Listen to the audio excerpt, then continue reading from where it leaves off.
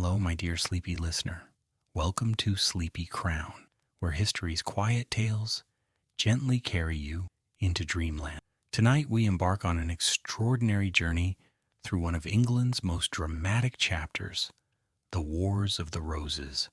For the next 3 peaceful hours, we'll explore the rise and fall of the House of York, a dynasty that fought for the crown with courage, ambition, and tragedy. Before you drift away, I have a gentle request. If you're enjoying these soothing historical tales, please take a moment to like this video. It helps other dreamers find us. And I'd absolutely love to hear from you in the comments. Don't be shy.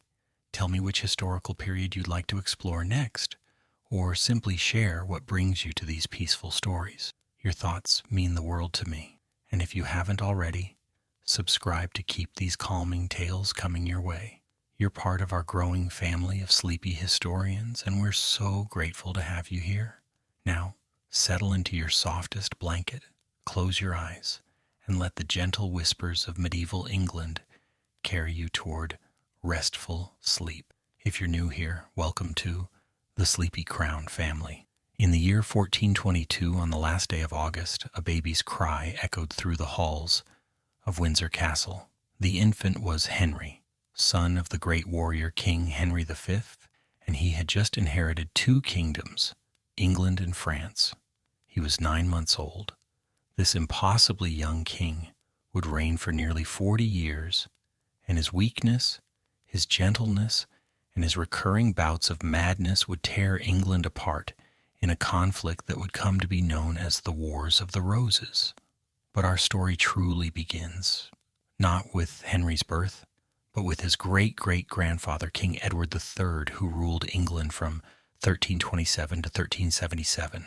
Edward III was a magnificent king, a warrior who had conquered France and fathered 5 sons who survived into adulthood. He created duchies for these sons, building powerful noble houses that would, in time, compete for the throne he once occupied. His eldest son, Edward the Black Prince, died before inheriting the crown, so it passed to his grandson, Richard II. But Richard proved unpopular, and in 1399 he was deposed by his cousin, Henry Bolingbroke, son of John of Gaunt, Edward III's 3rd son. This Henry Bolingbroke became Henry IV, founding the House of Lancaster. His badge was a red rose. The Lancastrian kings, Henry IV, Henry IV, and Henry VI, would rule England for decades. But there was a problem that would fester like an old wound until it finally burst open in blood and war. You see, Edward III's 2nd son, Lionel, Duke of Clarence, had died leaving only a daughter. Through her, the claim to the throne passed to the Mortimer family. When Edmund of Langley, Edward III's 4th son and the 1st Duke of York, saw his 2nd son Richard marry Anne Mortimer, the Mortimer heiress, he united 2 claims to the throne. Their son would be Richard, Duke of York, and he would have a better claim to England's crown than the Lancastrian kings who sat upon it. By the 1450s, this would matter very much indeed. Young Henry VI grew into a pious, gentle man who loved learning and prayer, but had little interest in the rough business of kingship. He was easily influenced, preferring peace to war, mercy to justice. When he suffered his first bout of mental illness in 1453, becoming catatonic and unable to recognize even his infant son, the kingdom fell into chaos. His French queen, Margaret of Anjou, was everything Henry was not: strong-willed, politically shrewd, and fiercely ambitious. She would fight like a lioness to protect her son's inheritance. The king's favorite advisors, particularly the Beaufort descendants of John of Gaunt through an illegitimate but later legitimized line, held enormous power. They had grown rich while England lost the 100 Years' War, bit by bit. By 1453, all English territories in France save Calais. Soldiers returned home to find no pay in a kingdom in disorder. The common people suffered under heavy taxation. Law and order collapsed as great nobles maintained private armies and settled disputes through violence rather than courts. Into this chaos stepped Richard, Duke of York. Born in 1411, he had spent years watching the kingdom deteriorate under Henry VI's weak. Richard was descended from third through both his parents, his father from Edmund of Langley, his mother Anne More, Lionel Duke of Clarence, whose line was senior to John of Gaunt's Lancastrian claim. This gave Richard arguably a better right to the throne than King Henry VI himself. At first, Richard, Duke of York, sought not to seize the throne but merely to reform the government, to remove the corrupt advisers who surrounded the king, particularly Edmund Beaufort, Duke of Somerset. The rivalry between York and Somerset grew bitter and personal. Each saw the other as the kingdom's greatest threat.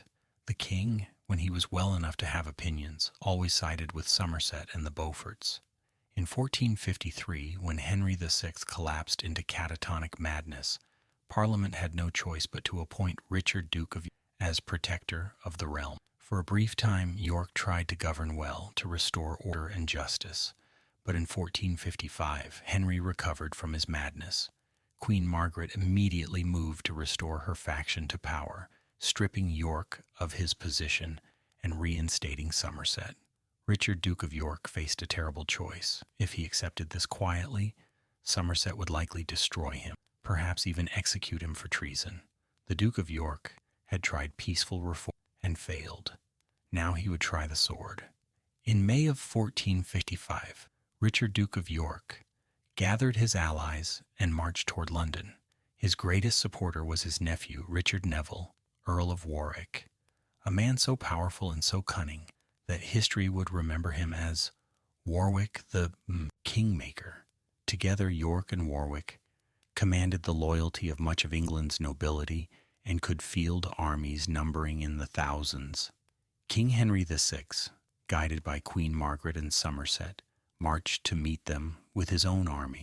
The two forces met at the town of St. Albans, just north of London, on the 22nd of May, 1455.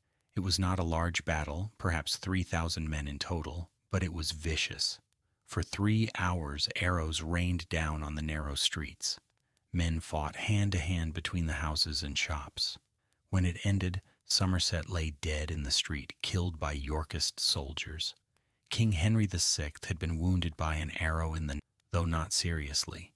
The Yorkists had won, and they took the injured king into their custody. Richard, Duke of York, became Lord Protector once again, but this time he knew his power rested on the edge of a sword. The Wars of the Roses had begun, though no one yet called them by that name. The White Rose of York had drawn first blood from the Red Rose of Lancaster. For 4 years, an uneasy peace held. York governed as protector, while Henry VI remained king in name. But Queen Margaret never forgot. She worked tirelessly behind the scenes, building alliances, gathering support, preparing for the day when she could restore her faction to power and destroy the Duke of York forever. That day would come, but not before more blood had been spilled, not before England had descended into a civil rage, on and off, for 3 decades. Noble families would be torn apart, brothers would fight brothers, and the crown of England would change hands again and again, passed not through inheritance, but through victory on the battlefield. The White Rose and the Red Rose, York and Lancaster, would stain England with blood before this story reached its end. The years following the First Battle of St. Albans were marked by an uneasy tension, like the calm before a terrible storm. Richard, Duke of York, held power as Lord Protector, but King Henry VI remained on the throne, and Queen Margaret of Anjou had not abandoned her ambitions. She watched, she waited, and she plotted. By 1459, the fragile peace had shattered completely. Queen Margaret had convinced the king that York and his allies were traitors who meant to seize the throne for themselves. In truth, this was not yet accurate. York still publicly maintained his loyalty to King Henry, but Margaret's accusations became a self-fulfilling prophecy. If York was to be treated as a traitor, he would have to fight like one or face execution. In September of 1459, Richard, Duke of York, called his supporters to arms. His ally, the Earl of Salisbury, marched from the north with an army. Queen Margaret, learning of this, sent a larger Lancastrian force to intercept it. The two armies met at Blore Heath in Staffordshire on September 23rd. The Lancastrians outnumbered Salisbury's men 2-1, but the Earl was a skilled commander. He positioned his forces on a slope behind a small brook, forcing the Lancastrians to attack uphill across difficult ground.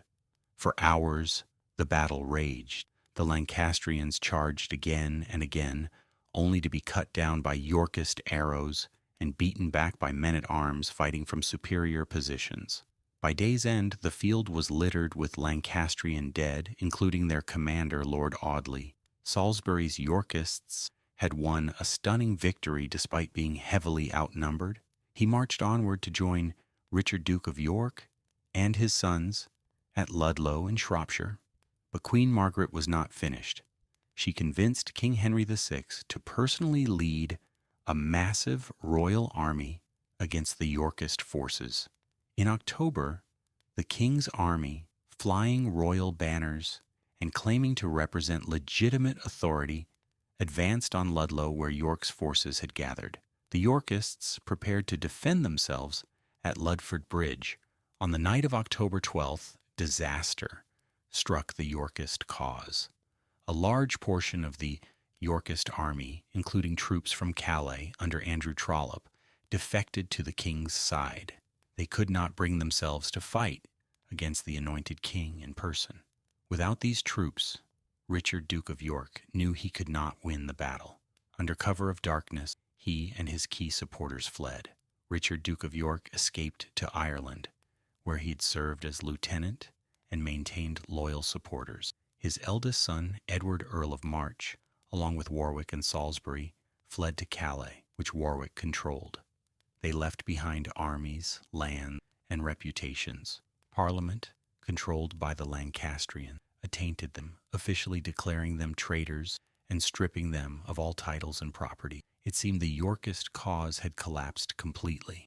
But York and his son, Edward, were not men to accept defeat quietly. From exile, they began planning their return. Warwick, from his base in Calais, controlled a strong garrison. Young Edward, now 18 years, burned with determination to restore his family's honor and claim what he believed was rightfully his. In June of 1460, Warwick made his move. With thousands of men from Calais, he landed in Kent and marched on London. The common people, suffering under heavy Lancastrian taxation and angry at the government's failures, welcomed him. London opened its gates, and Warwick marched north with a growing army to confront the Lancastrian forces. On July 10th, at Northampton, Warwick found the Lancastrian army defending the town. King Henry VI was sheltering in a tent, perhaps suffering another bout of mental instability. The Lancastrians had prepared strong defenses, but Warwick had a secret treachery. One of the Lancastrian commanders, Lord Grey of had secretly agreed to betray his king. When Warwick's forces attacked through torrential rain, Lord Grey's men allowed them into the Lancastrian camp. What should have been a difficult assault became a massacre. Within an hour, the Lancastrian army had been destroyed. Several Lancastrian lords lay dead, including the Duke of Buckingham. Most importantly, King Henry II was captured once again, found sitting quietly in his tent, apparently unaware of or unconcerned by the battle raging around him. Warwick brought the captive king back to London in October. Richard, Duke of York, returned from Ireland, expecting to be welcomed as the kingdom's savior. But what happened next shocked everyone. Instead of humbly approaching the king to ask for his rightful place as chief advisor, Richard, Duke of York, strode into Parliament, walked directly to the throne, and placed his hand upon it. The message was clear. Richard, Duke of York, was claiming the throne as his by right. He was not merely seeking to advise King Henry VI. He was asserting that Henry had no right to be king at all, that the crown belonged to York by superior bloodline. The assembled lords were stunned. Even York's allies had not expected this. A tense standoff followed for several weeks. York presented his genealogical claim, showing his descent from Lionel, Duke of Clarence, Edward III's second son, while the Lancastrians descended from John of Gaunt, the third son. By strict primogeniture, inheritance through the eldest line, York's claim was stronger, but the Lancastrian kings had ruled for 60 years. To declare them usurpers would invalidate 60 years of laws, appointments, and grants. It would throw the entire kingdom into legal chaos. Moreover, many lords who supported York as a reformer against bad government balked at supporting him as a king, replacing the legitimate, anointed Henry VI. After much debate, Parliament reached a compromise known as the Act of Accord, passed on October 25, 1460. King Henry VI would remain king for the rest of his natural life, but upon his death the crown would pass not to his son, Edward of Westminster, but to Richard, Duke of York, and his heirs. Henry's son, the young Prince Edward, whom Queen Margaret had fought so hard to protect, was thus disinherited by Act of Parliament. Queen Margaret, who had fled north with Prince Edward after the defeat at Northampton, was furious. She would never accept an arrangement that robbed her son of his birthright. She began gathering anew where Lancastrian loyalty ran strong. The people of England feared and hated the Yorkists, viewing them as ambitious Southerners who brought chaos and war. Richard, Duke of York, hearing that Margaret was raising forces, made a fatal mistake. Rather than waiting for spring and reinforcements, he decided to march north with a small army to crush the Lancastrian resistance before it could grow. His son Edward remained in the Welsh marches, gathering more troops. Warwick stayed in London to guard the king. York marched north through the bitter cold of December 1460, reaching his castle at Sandal, near Wakefield, in Yorkshire just before Christmas. His army numbered perhaps 5,000 men, but Queen Margaret had been busy. The Lancastrian army gathering nearby was much larger, perhaps twice York's size, and it was commanded by experienced leaders, including the Duke of Somerset's son, the young Duke of Somerset, who thirsted for revenge for his father's death at St. Albans. On December 30th, the Lancastrians lured York out of his stronghold. The exact details are uncertain, but it seems York believed he was sallying forth to attack a small enemy force. Instead, he found himself facing a much larger Lancastrian army. Some sources suggest he was betrayed, others that he simply miscalculated. Either way, the result was catastrophic. The Battle of Wakefield was a slaughter. York's forces were overwhelmed and destroyed.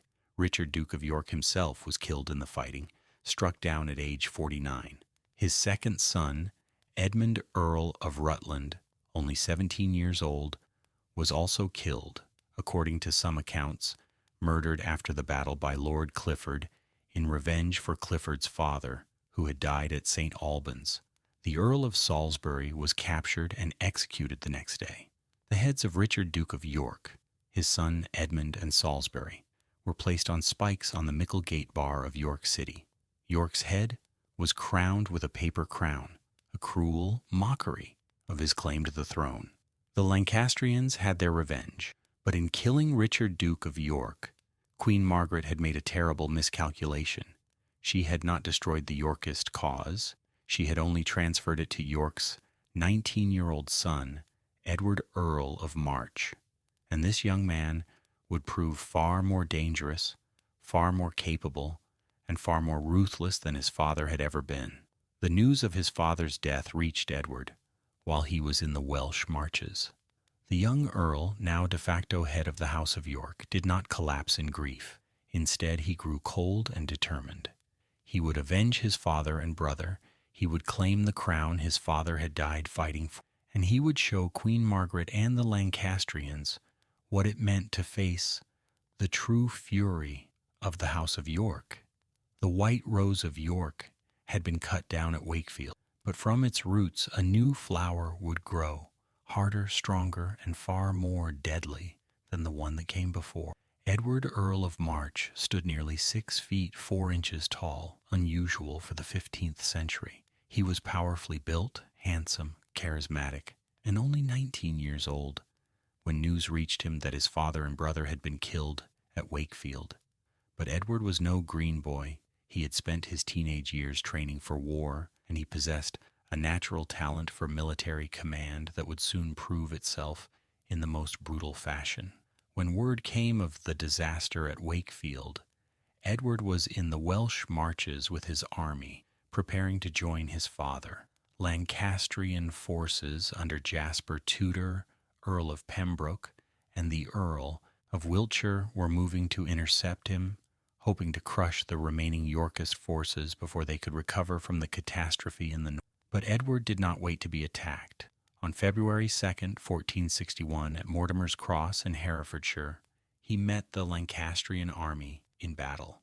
Before the fighting began, a remarkable omen appeared in the winter sky, a phenomenon known as parhelion, or sun dogs, where ice crystals in the atmosphere create the three suns shining up. Edward, showing both quick thinking and a gift for propaganda, told his nervous soldiers that the three suns represented the Holy Trinity and proved God favored the Yorkist cause. He would later adopt the sun in splendor as his personal badge. The battle itself was a decisive Yorkist victory. Edward's forces destroyed the Lancastrian army, killing several thousand men. The Earl of Wiltshire fled, but many Lancastrian leaders were captured and subsequently executed, including Owen Tudor, grandfather to the future Henry VII, who was captured and beheaded in the market square of Hereford. According to one account, even as the axe fell, Owen Tudor didn't believe he would truly be executed, murmuring that head shall lie on the stock that was wont to lie on Queen Catherine's, referring to his marriage to Henry's widow. The victory at Mortimer's Cross established the 19-year-old Edward as a formidable military commander. But even as Edward celebrated west, dire news came from the south. Queen Margaret's main Lancastrian army, flush with victory from Wakefield, had been marching south toward London. The king, holding King Henry VI in custody, had marched north the Yorkist army to stop them. On February 17th, the two armies met at St. Albans, the same town where the wars had begun 6 years earlier. This second battle of St. Albans proved disastrous for the Yorkists. The Lancastrians attacked at dawn, catching Warwick's forces by surprise. After fierce fighting through the narrow street, the Yorkist army broke and fled. Most critically, King Henry VI, who had been kept with the Yorkist army, was recovered by his queen. Henry had apparently spent the battle sitting under a tree, laughing to himself. Whether from relief, madness, or sheer incomprehension of events, no one could say. Queen Margaret now held her husband the king, commanded a victorious army, and stood poised to march on London. Victory seemed within her grasp, but here she made a crucial error. Her northern army, having lived off the land during their march south, had gained a savage reputation. Towns they passed reported looting, burning, and violence. Londoners were terrified that if Margaret's army entered the city, it would be sacked like a captured enemy town. When Margaret approached London and demanded entry, the city refused. The gates remained closed. Without supplies and facing a hostile city, Margaret had no choice but to withdraw northward. This gave the Yorkists precious time to regroup. Edward, marching rapidly from his victory in the west, joined forces with Warwick's scattered forces. Together they entered London on February 26th. The capital welcomed them with relief. Warwick understood that the key to victory was not merely winning battles, but securing legitimacy. The Yorkists needed London. They needed the appearance of legality, and most of all, they needed to make Edward king before the Lancastrians could regroup. On March 1st, in a carefully staged event, Edward went to St. Paul's Cathedral, where the people were asked if they would accept Edward as king. The crowd, whether genuinely enthusiastic, really prompted by Yorkist support, shouted their approval. 3 days later, on March 4th, Edward went to Westminster Hall and formally claimed the throne, citing both his superior hereditary right and King Henry's alleged breaking of the Act of Accord by returning to his Lancastrian support after Wakefield. But Edward knew that a crown claimed in London meant nothing if it could not be defended on the battlefield. Queen Margaret still commanded a large army, and Henry VI was with her, and by the laws of medieval kingship, many people still considered him the legitimate king. Edward would have to defeat the Lancastrians decisively if his claim was to mean anything. Edward, now calling himself Edward IV, though not yet crowned, gathered his forces. Warwick brought soldiers from his extensive estates. The Duke of Norfolk began marching to join them with fresh troops. Through March, the New Yorkist army assembled and then marched north. Their goal was simple: find the Lancastrian and destroy it utterly. Queen Margaret, meanwhile, had retreated to York itself, that great northern city, whose gates still displayed the spiked heads of Edward's father and brother. The Lancastrian commanders knew they had to fight soon. Though their army was large, they were Yorkist-leaning territory, and their supplies were dwindled. They marched south to meet Edward's advancing army. The two forces, each numbering tens of thousands of men, moved toward each other through the cold, wet, late March weather. They would meet on a plateau of land near a small village called Towton, about 12 miles southwest of York. On Palm Sunday, the 29th of March, 1461, they would fight the largest, longest, and bloodiest battle ever fought on English soil. The white rose of York and the red rose of Lancaster were about to stain the snows of Yorkshire with blood on a scale that would shock even that violent age. The dawn of Palm Sunday, March 29, 1461, broke cold and gray over the windswept plateau between the villages of Towton and Saxton in Yorkshire. By the time the sun rose, if it could be seen at all through the driving snow, two of the largest armies ever assembled on English soil were facing each other across perhaps 500 yards of open ground. On the northern side stood the Lancastrian army, commanded by the Duke of Somerset and the Earl of Northumberland, fighting in the name of King Henry VI and Queen Margaret, who waited anxiously in York. Their forces numbered somewhere between 40 and 45,000 men, a staggering figure for medieval England, where most armies counted their strength in the thousands, not tens of thousands. To the south stood the Yorkist army under Edward IV, or Edward Earl of March as the Lancastrians still called him, refusing to acknowledge his claim to the throne. Edward's forces were slightly smaller, perhaps 35 to 40,000 men, but they expected reinforcements. The Duke of Norfolk was marching to join them with several thousand fresh troops. If Norfolk arrived in time, the armies would be evenly matched. Both sides knew this battle would be decisive. Too much blood had been spilled, too many lords had died, too many families had been torn apart for there to be any peaceful resolution now. One side would win, one would lose, and the fate of the crown would be settled by sword and arrow. The weather was terrible. A fierce wind blew from the south, driving snow and sleet into the faces of the Lancastrian army.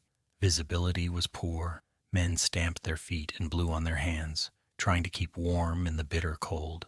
Knights and men-at-arms wore full-plate armor that would grow heavy as the day wore on. The common soldiers wore whatever protection they could afford: padded jackets, leather jerkins, perhaps a helmet if they were lucky. Around 9 in the morning, the battle began. Lord Falkenberg, commanding the Yorkist vanguard and one of England's most experienced military commanders, ordered his archers forward. English longbowmen were the terror of medieval warfare. A skilled archer could loose 12 arrows per minute, and English law required all men to practice archery regularly. Each arrow, tipped with a steel bodkin point, could pierce armor at close range and kill a man at 200 yards.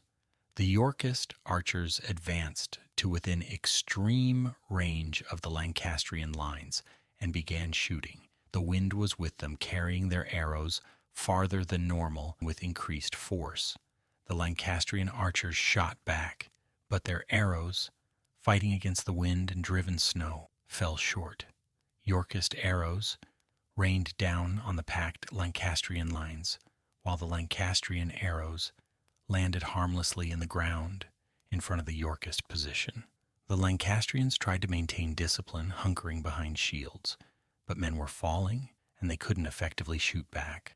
After perhaps 30 minutes of this one-sided archery duel, the Lancastrian commanders made a fateful decision. They ordered their men to advance. They would close the distance and fight hand to hand, where the bow would be useless and sword and axe would decide the day. Thousands upon thousands of men began trudging through the snow toward the Yorkist lines. The Yorkist archers, seeing them come, shot as quickly as they could, loosing arrow after arrow into the approaching mass. Men fell by the dozens, by the hundreds. But still the Lancastrians came on, and when the two armies finally met in the center of that windswept plateau, the real killing began. Medieval combat at close quarters was brutal beyond imagination. Men swung warhammers and axes, crushing skulls and breaking bones.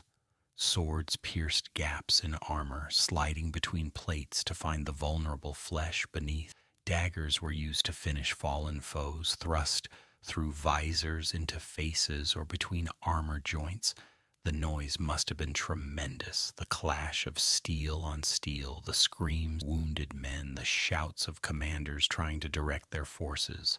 The Lancastrians, despite their losses from archery, had the weight of numbers. Edward's forces, still waiting for Norfolk's reinforcements, were hard-pressed. The battle lines shifted back and forth across the blood-soaked ground. Neither side could gain a decisive advantage. Men fought in close press, so tightly packed that when a man fell, he might be trampled by his own comrade. This was not a battle of elegant sword or chivalric single combat. This was a grinding, brutal slaughter where exhausted men hacked at each other until they could barely lift their weapons. The fighting went on for hours. Men who had never killed before became killers. Young boys who had marched north seeking glory died screaming in mud. Perhaps 4 hours into the battle, the Duke of Norfolk finally arrived with his fresh troops. Their appearance on the Yorkist flank was like a lightning bolt, striking the Lancastrian position. Already exhausted from hours of fighting, already shaken by their losses, the Lancastrians saw thousands of fresh enemy troops appearing through the snow. Panic began to spread through the Lancastrian ranks. Edward IV, tall and powerful, and fighting in the thick of the battle, saw his moment. He ordered a general advance. The Yorkist army, encouraged by Norfolk's arrival, pushed forward with renewed strength. The Lancastrian line, which had held for so many hours, began to crack, and then it broke. What had been an organized army dissolved into a terrified mob of men trying to flee for their lives. The retreat became a rout. Thousands of Lancastrians turned and ran, and the Yorkists pursued them without mercy. This was where the true slaughter began, where the casualty figures that would shock medieval chroniclers were written in blood and death. The fleeing Lancastrians ran toward the Cock, a stream that crossed the valley to the west of the battlefield. But the weather that had hampered them during the battle now sealed their doom. Recent rains and melting snow had swollen the beck into a torrent. The banks were steep and muddy, and thousands of panicked men were trying to cross all at once. Men slipped on the banks and fell into the icy water. Those who tried to wade across found the current stronger than expected and were swept away. Dragged down by their armor, men pushed and shoved, trampling those who fell. Behind them came the Yorkist soldiers, cutting down anyone they could reach. The beck literally ran red with blood.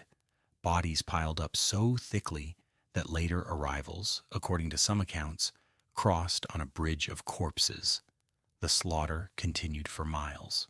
Yorkist cavalry hunted down fleeing Lancastrians through the villages and fields. No quarter was asked or given.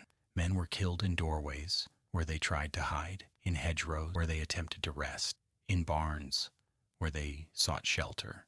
The Yorkists, remembering Wakefield and St. Albans, remembering Edward's father and brother, whose heads still decorated York's gates, showed no mercy whatsoever. By the time darkness finally fell, ending the killing, the snow-covered plateau and the surrounding fields were carpeted with dead. Chroniclers would later claim 28,000 men died that day, a figure that may be exaggerated, but which gives some sense of the scale of the catastrophe.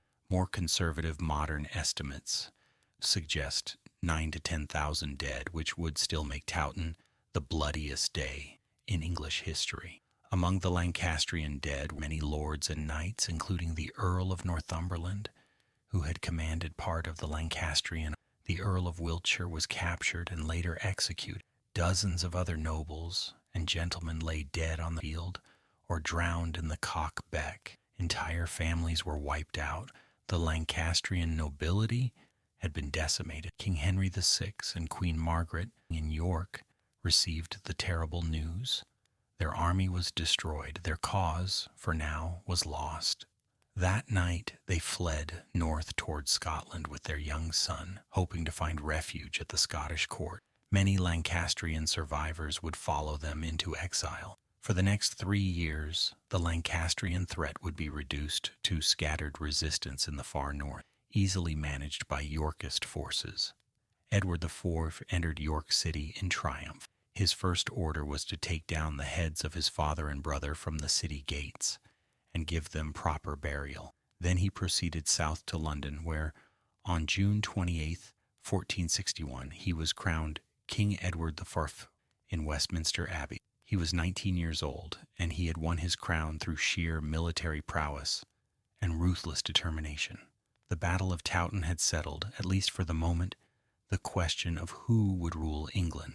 The White Rose of York had triumphed over the Red Rose of Lancaster, but the victory had come at a terrible price. An entire generation of English nobility had been slaughtered. Families that had been powerful for centuries were destroyed, and the bitterness, the hatred, the desire for revenge, these had only deepened. The Wars of the Roses were far from over. They were only. The young man crowned in Westminster Abbey on that June day in 1461 seemed blessed by fortune itself. Edward IV was tall and handsome, with a charm that won people to his cause effortlessly. Unlike the sad, pious Henry VI, Edward loved pageantry, celebration, and the pleasures of life. He enjoyed good food, fine wine, beautiful women, and the company of friends. The people of London, weary of war and mourning, welcomed a king who seemed to promise better times. But Edward was not merely a pleasure-loving prince. He had proven himself a skilled military commander at Mortimer's Cross and Towton. At 19, he had won a throne through his own abilities. Now he had to keep it, and that meant consolidating his power across a kingdom still bleeding from civil war. The early years of Edward's reign were occupied with suppressing the last Lancastrian resistance. Queen Margaret and Henry VI had fled to Scotland, where they found refuge at the court of the young Scottish king. From there, they attempted several invasions of northern England, hoping to spark a Lancastrian uprising. Each time they were defeated. Warwick the Kingmaker, now the king's chief military commander and most trusted advisor, crushed these attempts with ruthless efficiency.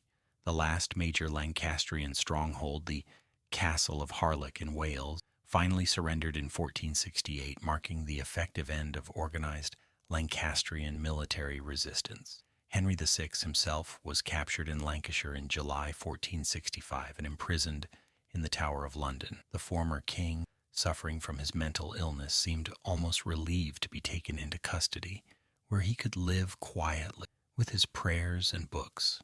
With the military threat neutralized, Edward turned to the business of rule. He proved surprisingly capable as an administrator. He reformed royal finances, reducing the massive debts left by Henry VI's government. He encouraged trade, particularly with Burgundy, England's crucial wool trading partner on the continent. He even personally involved himself in judging legal cases, earning a reputation for fairness that improved his popularity among common people. But Edward's greatest talent and his greatest weakness lay in his ability to charm people. He could win over potential enemies, gifts, titles, and his natural charisma. He raised many supporters to positions of power and building a network. Unfortunately, this same charm and generosity led him into what would become the greatest crisis of his. In 1464, Edward's advisors, particularly, were negotiating a marriage alliance with France. The plan was for Edward to marry a French princess, cementing an alliance with King Louis. Such royal cornerstone, evil diplomat, threw himself into these nations with great energy. seeing himself as the architect of England's foreign policy. But Edward had a secret. In May of 1464, he had fallen in love with a beautiful young widow named Elizabeth Woodville. She was 5 years older than Edward, had 2 sons from her previous marriage, and came from a family of relatively minor nobility. Her father was a knight, but not a lord. Most problematically, she was Lancastrian by marriage. Her late husband had fought for Queen Margaret. According to legend, Edward encountered Elizabeth beneath an oak tree and was immediately struck by her beauty. He pursued her, but Elizabeth refused to become his mistress. She wanted marriage or nothing. Whether this tale is true or embellished, the outcome was certain. On May 1st, 1464, Edward secretly married Elizabeth Woodville in a private ceremony with almost no witnesses. For months, Edward kept this marriage secret. He allowed Warwick to continue negotiating the French marriage. He said nothing to his counselors. Finally, in September 1464, when the council pressed him to make a decision about the French marriage, Edward revealed the truth. He was already married and had been for months. The revelation caused a political earthquake. Warwick was humiliated before the French court, his carefully constructed nations revealed as worthless. The other lords were shocked that their king had married so far beneath for what appeared to be lust. A king was supposed to marry for diplomatic advantage, not for love, and certainly not to a widow of modest rank with Lancastrian connections. Edward, however, was determined to stand by his choice. He had Elizabeth crowned queen May 1465. She was received with the full honors due to a queen of England, though many nobles looked upon her with barely concealed disdain. But Elizabeth Woodville was not a woman to be intimidated. She was intelligent, ambitious, and absolutely determined to advance her family. What a family it was. Elizabeth had 5 brothers and 7 sisters, plus 2 sons from her first marriage. Edward, perhaps trying to placate his new queen, perhaps genuinely generous, perhaps simply unable to say no to Elizabeth's requests, proceeded to shower honors and marriages upon the Woodville family. Her eldest brother became Earl Rivers. Her sons received rich estates. Her 5 sisters and 7 sisters were married to wealthy noblemen, often displacing better connected brides who had been promised to those same nobles. This systematic advancement of the Woodvilles created a powerful new faction at court, loyal to the queen. It also created enormous resentment among the established nobility who saw upstart commoners taking what they believed should be theirs. The greatest resentment of all came from Richard Neville, Earl of Warwick, the kingmaker who had put Edward on the throne and who now found himself increasingly shut out of power as the Woodvilles rose.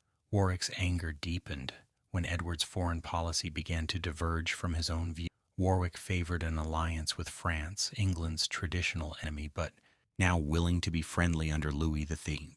Edward, influenced partly by Elizabeth's Burgundian connections through her mother, favored alliance with Burgundy. In 1467, to Warwick's fury, Edward revealed that he had already secretly negotiated a treaty with Burgundy. The final insult came in 1468 when Edward arranged for his sister, Margaret of York, to marry Charles the Bold, Duke of Burgundy. This was exactly the sort of prestigious marriage that Warwick had wanted to arrange, and it cemented the Burgundian alliance Warwick opposed. Warwick was present at the wedding celebrations, but he must have seethed with resentment behind his courteous mask. Yet despite these political tensions, the late 1460s were years of relative peace and prosperity for England. The wars seemed to be over. Trade flourished.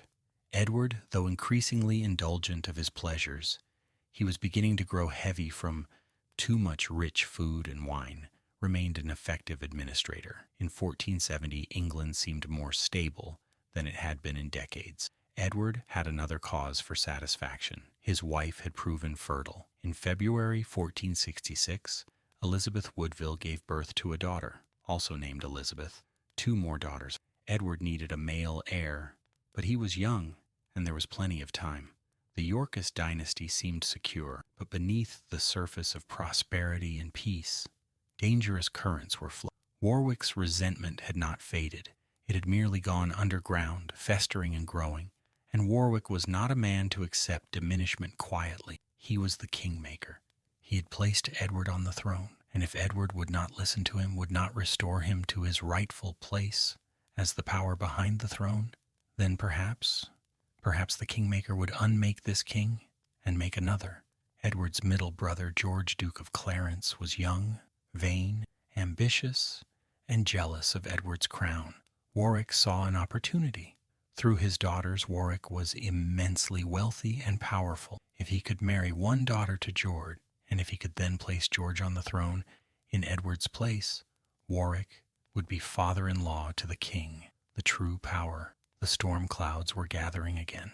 The white rose of York had triumphed at Towton, but roses, even white ones, have thorns, and sometimes those thorns draw blood from the very hands that hold them. The year 1469 began peacefully, but beneath the calm surface, rebellion.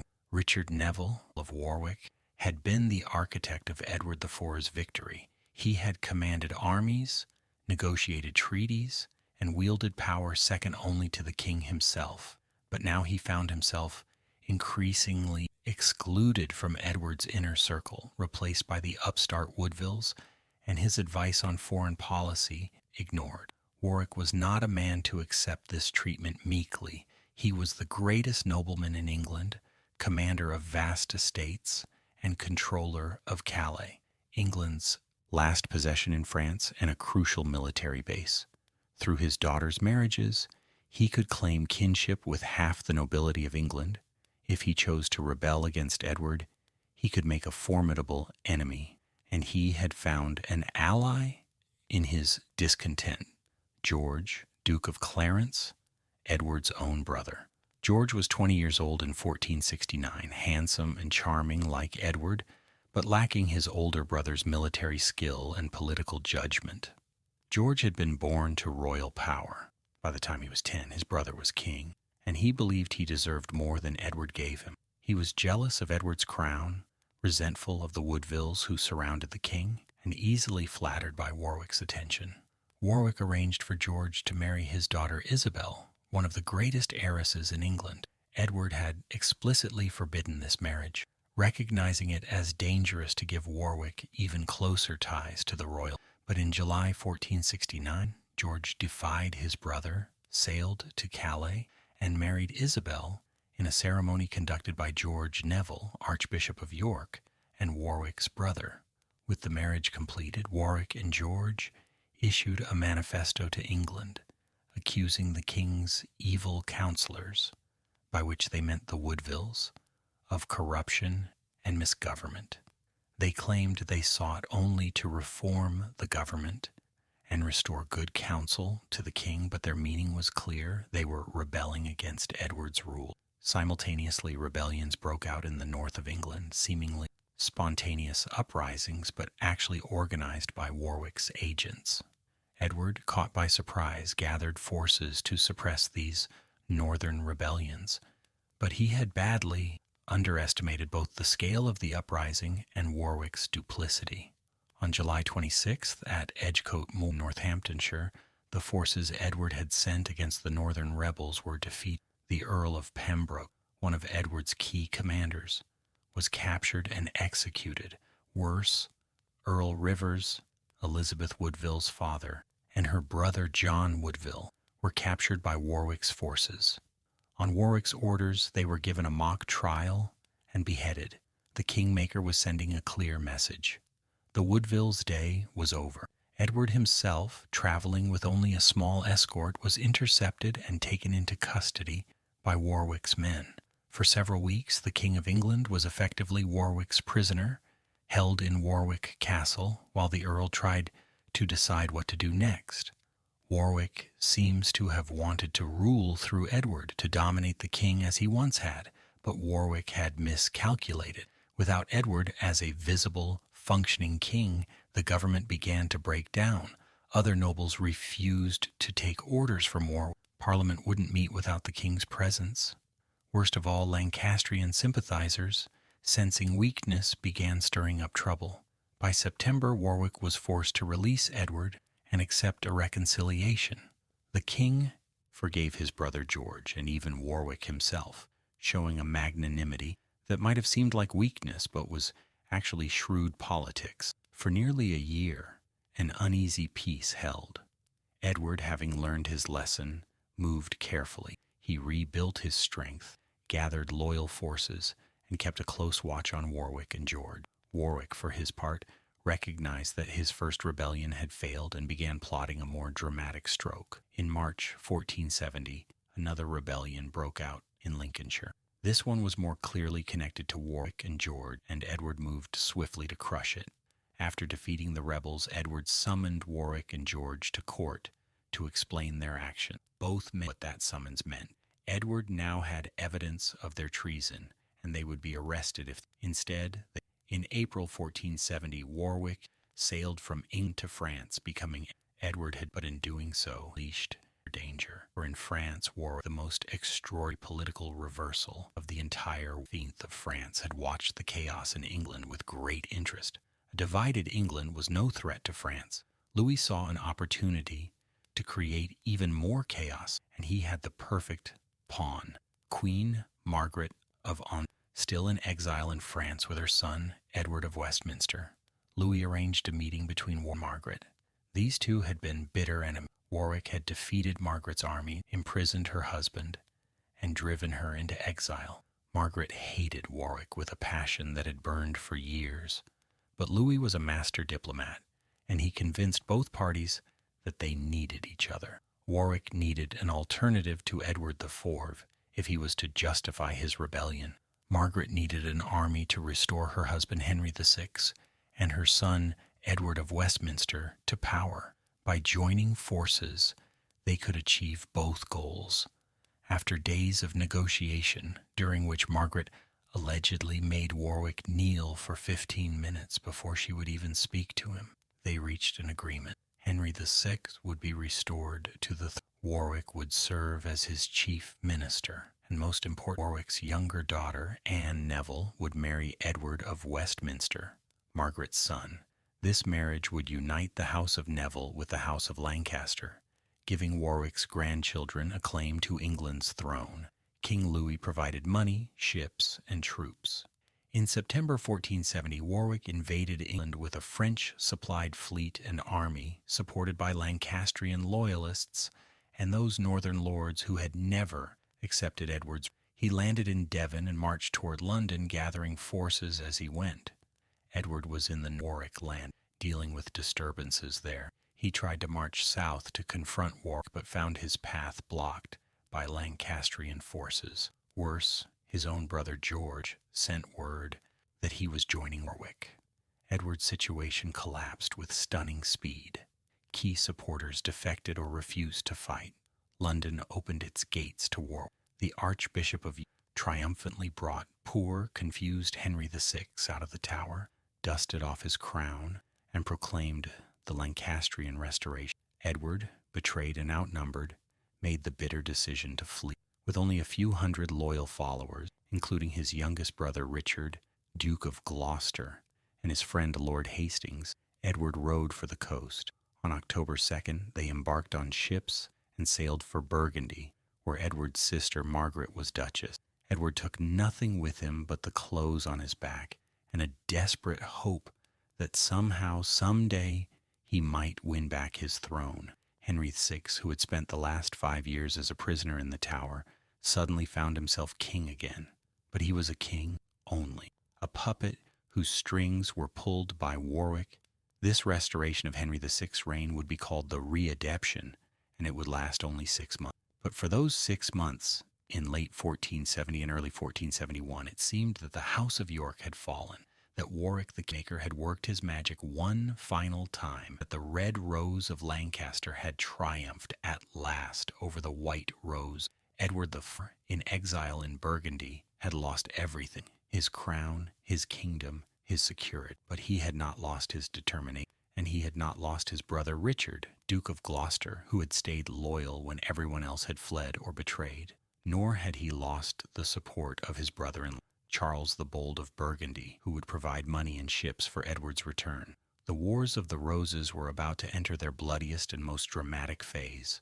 Edward would return. When he did, he would show no mercy to those who had betrayed him.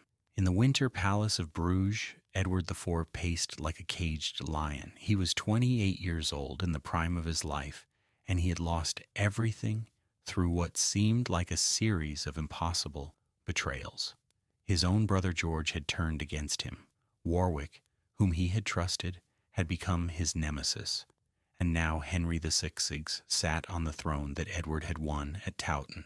But Edward was not a man to accept defeat. Throughout the winter of 1470-1471, he planned his return. His brother-in-law, Charles the Bold, Duke of Burgundy, was willing to help, though cautiously. Charles provided money and ships, but not an army. He couldn't openly invade England without risking war with France, which supported Warwick and the readaptation. Edward would have to invade with a small force and hope to gather supporters once he landed. It was a desperate gamble. If English lords didn't rally to him, if Warwick's forces caught him before he could build an army, he would be captured and almost certainly executed. But Edward had no choice. He couldn't live out his life as a pensioner in Burgundy, while another man wore his crown. On March 11, 1471, Edward set sail from Flushing with perhaps 1,500 men, including his loyal younger brother Richard, Duke of Gloucester, and Lord Hastings. The fleet was small, perhaps 36 ships in total, but what Edward lacked in numbers, he made up for in speed and audacity. Edward's fleet sailed along the English coast, seeking a safe land. Most ports were hostile, their gates closed against the exiled king. Finally, on March 14th, Edward landed at Ravenspur, Yorkshire, ironically the same place where Henry IV had landed in 1399 to overthrow Richard II in the Lancastrian dynasty. The landing was unopposed, but Edward's situation remained desperate. Warwick was gathering armies in the south. Henry Percy, Earl of Northumberland, held the north and seemed likely to oppose Edward, and ordinary people were uncertain whether to support a returning exile or the newly restored King Henry VI. Edward made a calculated decision. As he marched south from Ravenspur, he claimed he sought only his rights as Duke of York, not the crown, merely his father's old title and estates. This was a lie, of course, but it was a useful lie. Men who might not support an invasion against King Henry could justify marching with Edward to restore his rightful inheritance as Duke of York. Slowly, carefully, Edward marched south. The Earl of Northumberland, uncertain what to do, chose to do nothing, neither supporting nor opposing Edward. This passive stance was exactly what Edward. Each day that passed without battle gave him time to gather more followers. On March 30th, Edward reached Warwick, not the Earl, the town, and there his brother George made a choice that would save his life. George had been with Warwick in rebellion, but now George saw which way the wind was blowing. Edward was on English soil with an army, and support was gathering to him. If George stayed with Warwick, he would go down with him, but if George returned to Edward now, his brother might forgive him. George left Warwick's forces and rode to Edward with 4,000 men. The brothers met in the fields outside Warwick. According to chroniclers, they embraced, and Edward forgave George his betrayal. Whether Edward's forgiveness was genuine, politically motivated, we cannot know, but he needed every man he could get, and George's defection was a serious blow to Warwick's cause. Edward's army grew daily as he marched toward London. The city, ever fickle, opened its gates to him. Edward entered London on April 11th to great celebrations. He went straight to St. Paul's Cathedral, then to Westminster Abbey, where he gave thanks for his return. Most importantly, he went to the Tower and took custody of Henry VI once more. The poor former king, confused and perhaps relieved to return to captivity, offered no resistance. But Edward's throne wasn't secure yet. Warwick commanded a large army to the north of London. Queen Margaret and her son, Edward of Westminster, Warwick's son-in-law, were expected to land from France with reinforcements any day. Edward had to defeat Warwick quickly before Margaret arrived, and the Lancastrian forces could unite. On Easter Sunday, April 14th, 1471, Edward marched out of London heading north. Warwick's army was encamped near the town of Barnet, just 10 miles north of London. Through the night, Edward's army advanced in darkness, taking position perilously close to Warwick's lines. The night was foggy, and the two armies were so close that they could hear each other moving in the darkness. Dawn on Easter Sunday brought not clarity but even thicker fog. The armies could barely see each other at a distance of a few yards. In this murk, confused and chaotic battle was joined. The Battle of Barnet was fought in conditions of almost zero visibility. Neither commander could see the whole battlefield or properly direct his forces. The armies, advancing in fog, became misaligned. The left wings of both armies overlapped the enemy right wings. This meant that both sides initially found success on their left flanks, while being pushed back on their rights. Warwick's left wing, commanded by the Earl of Oxford, drove back the Yorkist right and pursued them from the field. Oxford's men, thinking the battle won, stopped to loot the Yorkist camp. When they tried to return to the fight through the fog, tragedy struck. Warwick's center forces, unable to see clearly, mistook Oxford's men for enemies. Oxford's badges resembled Yorkist badges, and in the fog, Warwick's men opened fire on their own allies. Oxford's men, believing they had been betrayed, fled from the field shouting treason. This cry spread panic through Warwick's army. At the same time, Edward's forces pressed their attack. George, Duke of Clarence, fighting now for Edward, pushed forward. The Lancastrian lines began to crack. Warwick, realizing his army was collapsing, tried to reach his horse to escape, but the fleeing soldiers blocked his path. Yorkist men-at-arms caught up with him. There, in the fog and chaos, the kingmaker was struck down and killed. He was 42 years old. The man who had made and unmade kings, who had dominated English politics for 15 years, died in a confused, foggy battle trying to flee on foot. With Warwick's death, the battle ended. The Lancastrians broke and fled. Edward had won a complete victory, but he had no time to celebrate. On the very day of the Battle of Barnet, April 14th, Queen Margaret and her son, Edward of Westminster, landed at Weymouth with their own army and French reinforcements. Now Edward faced a race against time. He had to defeat Margaret before she could gather too much support. He had to prevent her from reaching Wales, where Lancastrian sympathy ran strong and she might recruit an overwhelming force. It became a chase across England, Edward pursuing Margaret's army as it tried to reach the River Severn and cross into Wales. Edward's forces were exhausted from the Battle of Barnet, but Edward drove them on with forced marches. On several occasions, his army marched over 40 miles in a single day, an extraordinary feat for medieval soldiers carrying arms and armor. Margaret's army was also tired, slowed by the presence of women and baggage. Both armies raced for the Severn crossing at Gloucester. Edward won the race by hours. When Margaret's army reached Gloucester on May 3rd, they found the city gates closed against them and Edward's army close behind. Margaret had no choice but to march north along the Severn, hoping to find another crossing.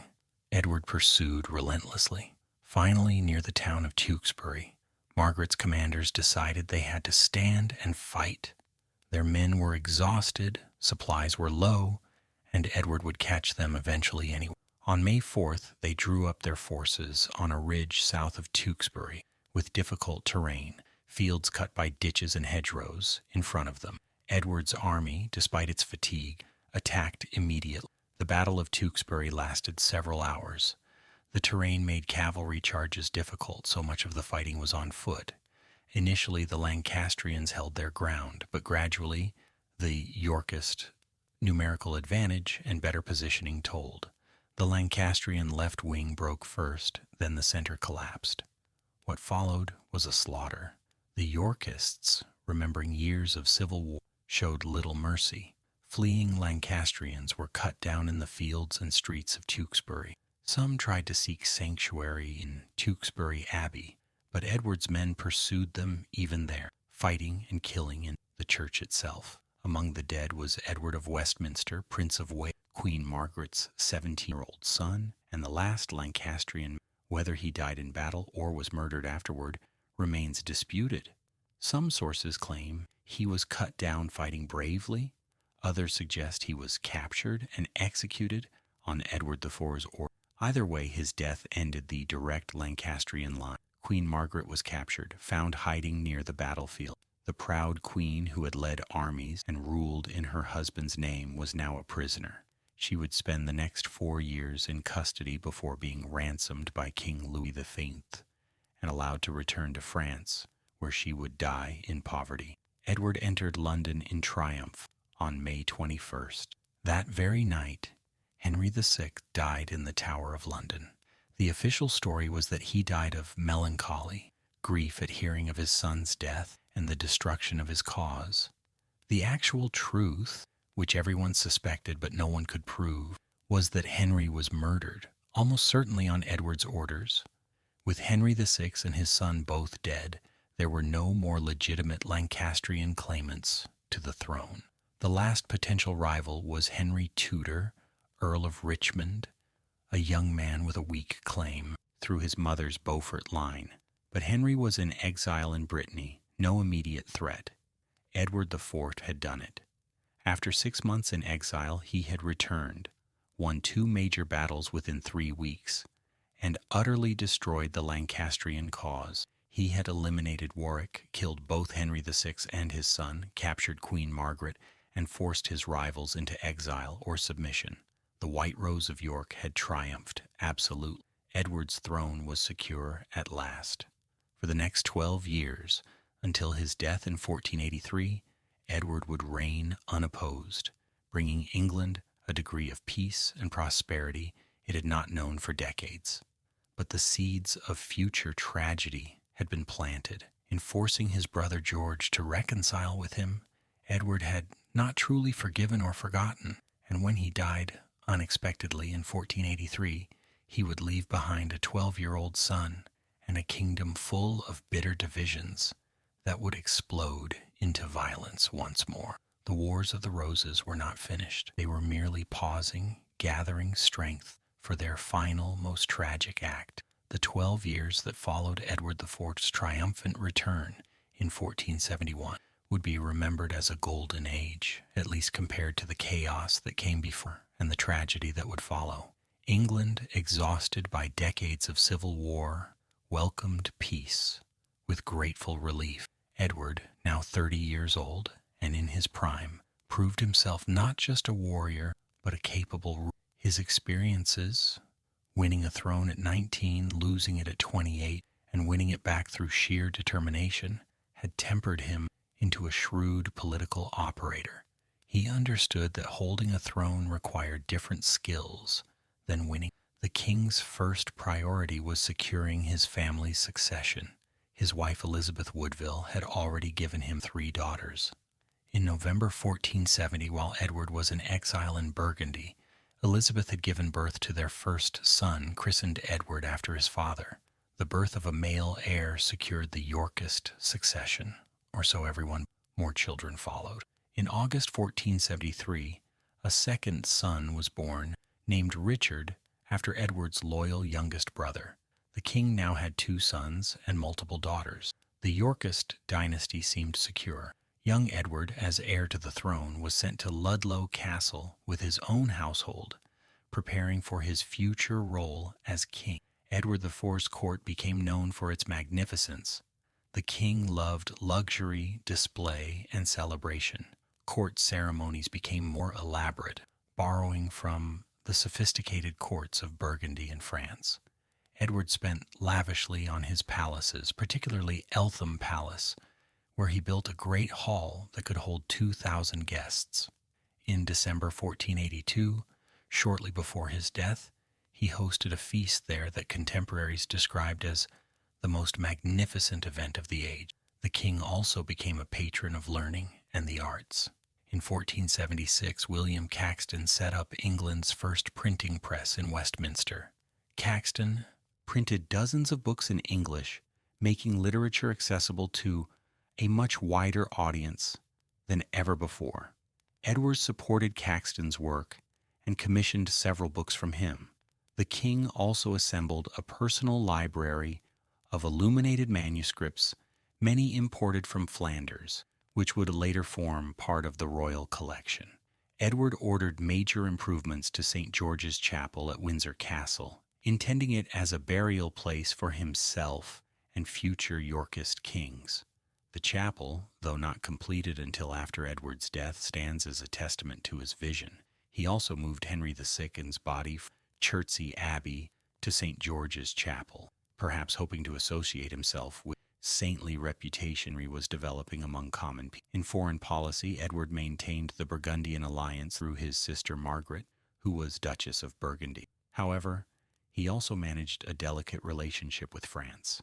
In 1475, Edward launched what appeared to be a serious invasion of France, gathering a large army and crossing the Channel. But King Louis XV of France, preferring to buy Edward off rather than fight him, offered a generous settlement. By the Treaty of Picquigny, signed in August 1475, Louis agreed to pay Edward an immediate sum of 75,000 crowns and an annual pension of 50,000 crowns. Louis also agreed to a marriage alliance between the French Dauphin and Edward's daughter Elizabeth. Edward accepted these terms, withdrew his army, and returned to England with his pockets full of French gold. Some criticized this as selling out English interests, but Edward had avoided an expensive war and secured his treasury. The king's financial management was actually quite skillful. Rather than constantly demanding parliamentary taxation, which had made previous kings unpopular, Edward supported himself through his own estates, trade revenues, and the French pension. He personally involved himself in commerce, investing in trading ventures and treating the royal treasury like a business to be managed profitably. However, Edward's personal life during these years showed less restraint. He indulged heavily in food, wine, and women. The tall, athletic young king who had won at Towton grew heavy in middle age. He developed a reputation as a womanizer, taking mistresses despite being married to Elizabeth Wood. His most famous mistress was Jane Shore, the wife of a London merchant who was noted for her wit and beauty. This personal indulgence would have consequences. Edward's promiscuity would later allow his brother Richard to cast doubt on the legitimacy of his sons, and his physical decline, likely related to overindulgence, may have contributed to his early death. The greatest darkness in these otherwise peaceful years involved Edward's middle brother George, Duke of Clarence. George had betrayed Edward by joining Warwick's rebellion, then saved himself by returning to Edward's side before the battles of Barnet and Tewkesbury. Edward had publicly forgiven him, but the forgiveness was never complete. George and Edward's youngest brother, Richard, Duke of Gloucester, quarreled bitterly over the inheritance of Warwick the Kingmaker. Both men had married Warwick's daughters. George had married Isabel before the rebellion, and Richard married Anne after Warwick's death. Both wanted Warwick's vast estates. The dispute grew ugly, with George at one point allegedly kidnapping his mother-in-law, the Dowager Countess of Warwick, to prevent Richard from claiming her inheritance. Edward eventually divided the inheritance, but George remained bitter and unstable. He grew paranoid, believing the Woodvilles were plotting against him. When his wife Isabel died in 1476, possibly from complications of childbirth, George publicly accused one of her servants of poisoning her and had the woman executed without proper trial, a clear violation of royal authority. Edward tolerated his brother's behavior for some time, but in 1477-1478, George went too far. He began making public statements that seemed to question the legitimacy of Edward's children, hinting that Edward's marriage to Elizabeth Woodville was invalid. For a medieval king, such suggestions were treasonous. They threatened the succession and the stability of the entire kingdom. In January 1478, Edward had George arrested and brought before Parliament on charges of treason. The charges were read, George was convicted, and a sentence of death was passed. But even then, Edward hesitated to execute his own brother. For several weeks, the condemned duke sat in the tower while Edward wrestled with decision. Finally, on February 18th, 1478, George, Duke of Clarence, was executed privately in the Tower of London. Legend says he was drowned in a barrel of Malmsey wine, his favorite, though this may be mere added later. More likely was beheaded around conventional. The execution of George, Duke of Clarence, cast a shadow on Edward's court. The king killed his own. Some whispered it was at the urging of the Wills, who had never forgiven George for his. Others said Edward had no choice, that George's instability made him too dangerous to leave.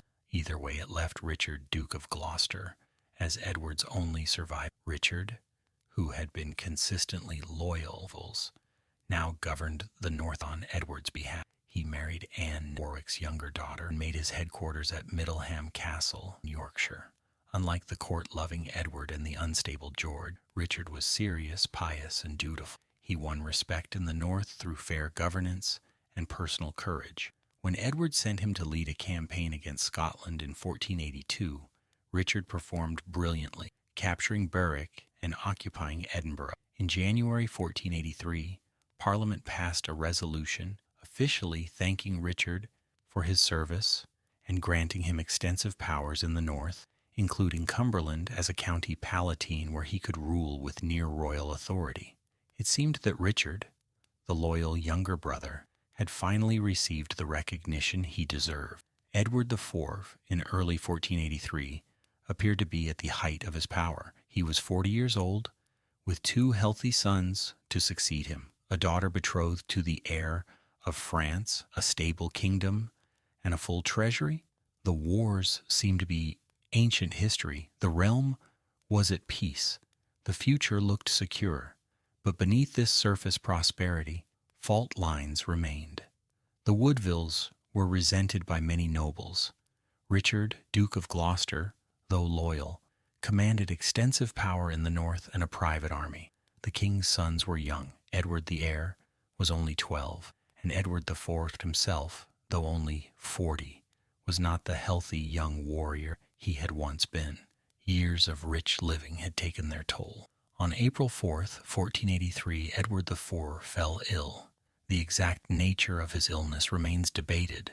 Some historians suggest stroke, others pneumonia, some even speculate about poisoning, though this seems unlikely. What is certain is that the illness struck suddenly and progressed rapidly. Within days, England's mighty king was on his deathbed. Edward IV died on April 9th, 1483, at Westminster Palace. He was 40 years old. He left behind a kingdom that seemed stable, a dynasty that seemed secure, and 2 young sons, Edward, now 12, and Richard, now 9, who would shortly find themselves at the center of the greatest mystery in English history. The Golden Age was over. The gathering storm was about to break, and the white rose of York, which had bloomed so magnificently during Edward IV's reign, was about to be torn apart by the very thorns that grew upon its stem.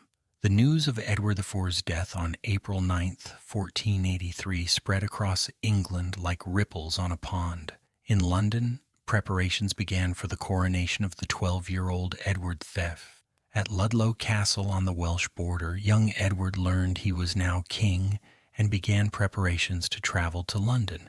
And in the north, at Middleham Castle, Richard, Duke of Gloucester, received word that his brother was dead and that he had been named Lord Protector of England until the young king came of age. Edward IV's will had been explicit. Richard was to serve as protector, effectively regent, during his nephew's minority. This was a logical choice. Richard was the boy's uncle. He had been consistently loyal to Edward IV, and he had proven himself as an administrator and military commander. No one at that moment suspected what was to come, but tensions already existed. The young Edward V had been raised at Ludlow under the influence of his mother's family, the Woodvilles. His household was headed by his maternal uncle, Anthony Woodville, Earl Rivers, brother to Queen Elizabeth. Rivers was an educated, cultured man, widely traveled and well-read, but he was also a Woodville, and the Woodvilles were widely resented. The Woodville family knew they had enemies. They had risen through Edward the Fourth's favor and his marriage to their sister. Now, with Edward dead, they faced potential eclipse if Richard, Duke of Gloucester, asserted the full powers of Lord Protector. Their solution was to move quickly before Richard could arrive in London. If they could get the young king crowned immediately with a Woodville-dominated regency council, then Richard's position as protector would be severely limited. Earl Rivers and the Woodville faction began rushing the coronation. They also took control of the royal treasury, and most threateningly, Rivers began marching toward London from Ludlow with the young king and a military escort of 2,000 men, a private army that might be used to intimidate any opposition. Richard, traveling south from Yorkshire, moved carefully. He exchanged letters with the Woodvilles, making no overt hostile moves. He also corresponded with Henry Stafford, Duke of Buckingham, a powerful noble who had his own grievances against the Woodvilles. They arranged to meet at Northampton. On April 29th, Rivers and the young king's party reached Stony Stratford, about 14 miles south of Northampton. Rivers, perhaps overconfident, perhaps simply courteous, rode back to Northampton to dine with Richard and Buckingham. It was a fatal mistake. During the dinner, Richard and Buckingham were cordial hosts. But when morning came on April 30th, everything changed. Rivers found himself arrested, charged with plotting against the Lord Protector. Richard's armed men surrounded and Rivers was taken into custody. Similar arrests were made of Sir Richard Grey, the young king's half-brother, and Thomas Vaughan, the king's chamberlain, members of the Woodville faction. Richard then rode to Stony Stratford with his forces and intercepted the young king. Edward the Fury V, confused and frightened, was told that his household had been plotting against the Lord Protector and that Richard was protecting him from traitors. The Woodville men-at-arms were dismissed and sent home. The young king was taken into Richard's custody. News of these arrests reached London before Richard and the king did. Queen Elizabeth Woodville, hearing that her brother and son Grey had been arrested, immediately understood the danger. She gathered her younger children, particularly her second son, 9-year-old Richard, Duke of York, and fled into sanctuary at Westminster Abbey. Sanctuary was a medieval rite by which a church could provide protection from. Elizabeth barricaded herself and her children in the abbot's lodge and refused to come out. Richard entered London with the young king at his side. Edward V was lodged in the Bishop of London's palace initially, then moved to the Tower, not as a prisoner, but as tradition. Kings of England customarily resided in the Tower before their coronation, and then processed from there to Westminster Abbey for the ceremony. The coronation was scheduled for June 22nd. For several weeks, everything proceeded normally. Richard took up his duties as Lord Protector, governing the kingdom in his nephew's name. The young king was seen in the Tower, receiving visitors, preparing for his coronation. A regency council met regularly. Lords and officials came to London to attend the coronation. Coins were minted in Edward V's name, but behind the scenes wheels were turning. Richard's position was legally secure only until the young king was crowned. Once Edward V was crowned, the protectorate would end, and Richard would become just another noble subject to the king's authority, or more likely to the Woodville faction that surrounded the king. Richard would lose the power he had enjoyed under Edward IV. Worse, the Woodvilles might move against him, accusing him of unjustly arresting Earl Rivers and the others. Richard's situation was not unlike the one his father had faced in 1455, reform or be destroyed. But Richard had a potential solution that his father had never possessed, a weapon that could destroy not just the Woodvilles, but the entire claim of Edward V to the throne. On June 9th, something happened in London that changed everything. The exact details are murky, but suddenly the coronation was postponed. On June 10th, Richard wrote to the city of York requesting armed men to come to London, claiming a plot against his life. On June 13th, at a council meeting, Richard dramatically accused Lord Hastings, one of Edward IV's oldest friends and supporters, of treason. Hastings was dragged out and beheaded immediately without trial on a wooden block in the Tower courtyard. The execution of Hastings shocked London. Hastings had been loyal to the Yorkist cause for decades. If Hastings could be accused of treason and executed without trial, who was safe? Other council members were arrested. An atmosphere of fear descended over London. On June 16, Archbishop Borchier of Canterbury went to Westminster Abbey and persuaded or coerced Queen Elizabeth to allow her second son, Richard, Duke of York, to leave sanctuary and join his brother in the Tower. The official reason was that the young duke was needed for the coronation ceremony. Elizabeth, trapped and powerless, the 9-year-old boy was taken to the Tower to join his 12-year-old brother. With both princes now in the Tower, Richard made his move. On June 22nd, the day that should have seen Edward V's coronation, a sermon was preached at St. Paul's Cathedral by a clergyman named Ralph Shaw. He proclaimed that Edward IV's marriage to Elizabeth Woodville had been invalid. Edward, Shaw claimed, had been previously betrothed to another woman, Lady Eleanor Butler, and this pre-contract made his subsequent marriage to Elizabeth bigamous under church law. If the marriage was invalid, then all children of that marriage were illegitimate. Edward V and all his siblings were bastards with no claim to the throne. And if Edward V was illegitimate, then the rightful heir to the throne was not the young king in the Tower, but his uncle, Richard, Duke of Gloucester. 3 days later, on June 25th, an assembly of lords and commoners endorsed a document called Titulus Regius, which formally declared Edward IV's children illegitimate and proclaimed Richard as the rightful king. The next day, June 26th, a delegation went to Richard and begged him to accept the crown. Richard, after a show of reluctance, on July 6, 1480, Richard, Duke of Gloucester, was crowned King Richard III of England in Westminster Abbey. His wife Anne was crowned queen beside him. Their 10-year-old son of Middleham was declared Prince of Wales and heir to the throne. In just 3 months, Richard had transformed himself from Lord Protector of his nephew into King of England. But what of the nephews? What of the 2 boys in the Tower, the princes who should have inherited the throne?